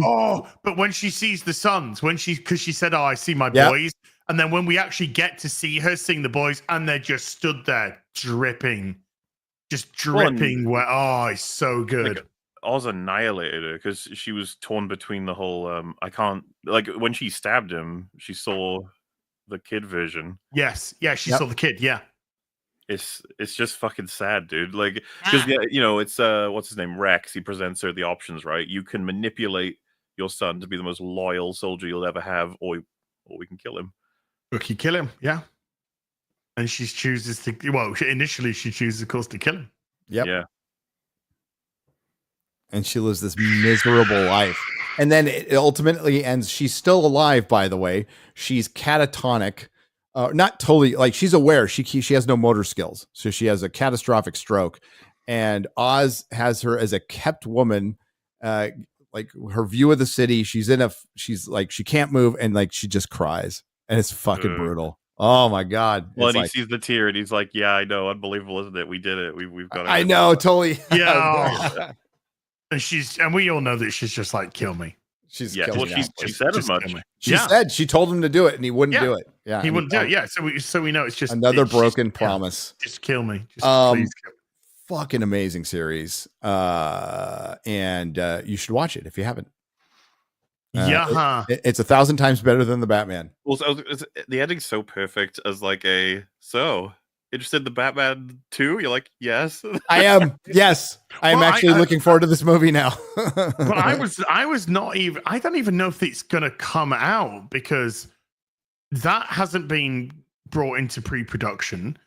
The Brave and the Bold hasn't gone into pre-production. Are DC or Warner gonna release 2 Batman movies in 2 years that from different different timelines, you know, or because I believe the reason why we don't get Batman in TV is because Fox own the TV rights of Batman. But they don't. Not anymore. Like that's past. They used to. So where are they now? Chaos. They just don't know what the fuck they're doing because the only smart idea would be to make this a TV series.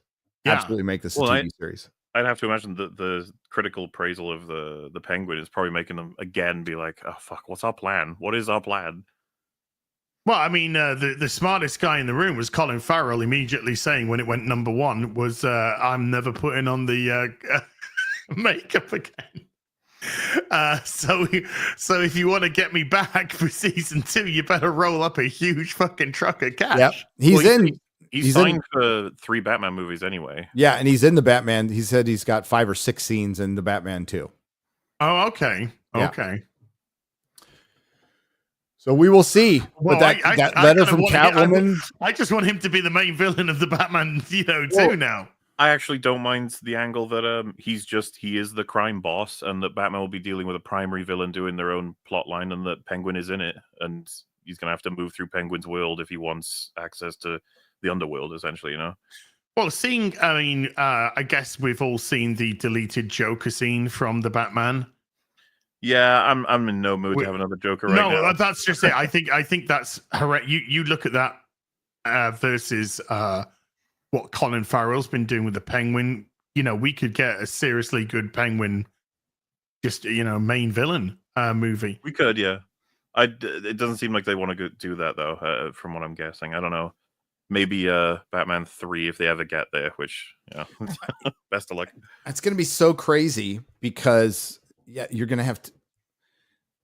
Again, the logical choice would be to put it on TV, and that way you can differentiate the cinematic Batman, which is still years away. By the way, they haven't cast Batman for James Gunn's universe yet, and that could be a couple years away. Still, we don't know.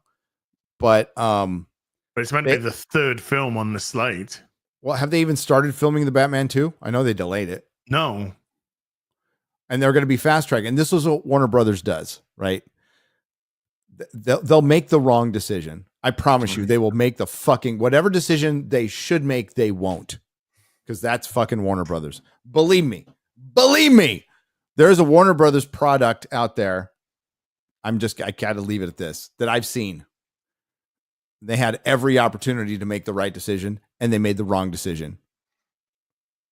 And it might be the thing I hate the most this year. I'll just leave it at that. What? I'll tell you in private chat. I can't Joker say 2. It's not Joker 2. Hang on.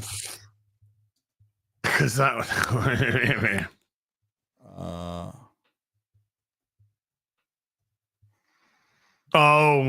I've got no interest in that. Nobody should. But when I can talk about it, I will talk about it. Oh, okay. Yes. Oh, yes. Because fuck that thing. But yeah, they'll make the wrong decision. But the Penguin should get a season 2. The Batman should be a TV show. They could run concurrent.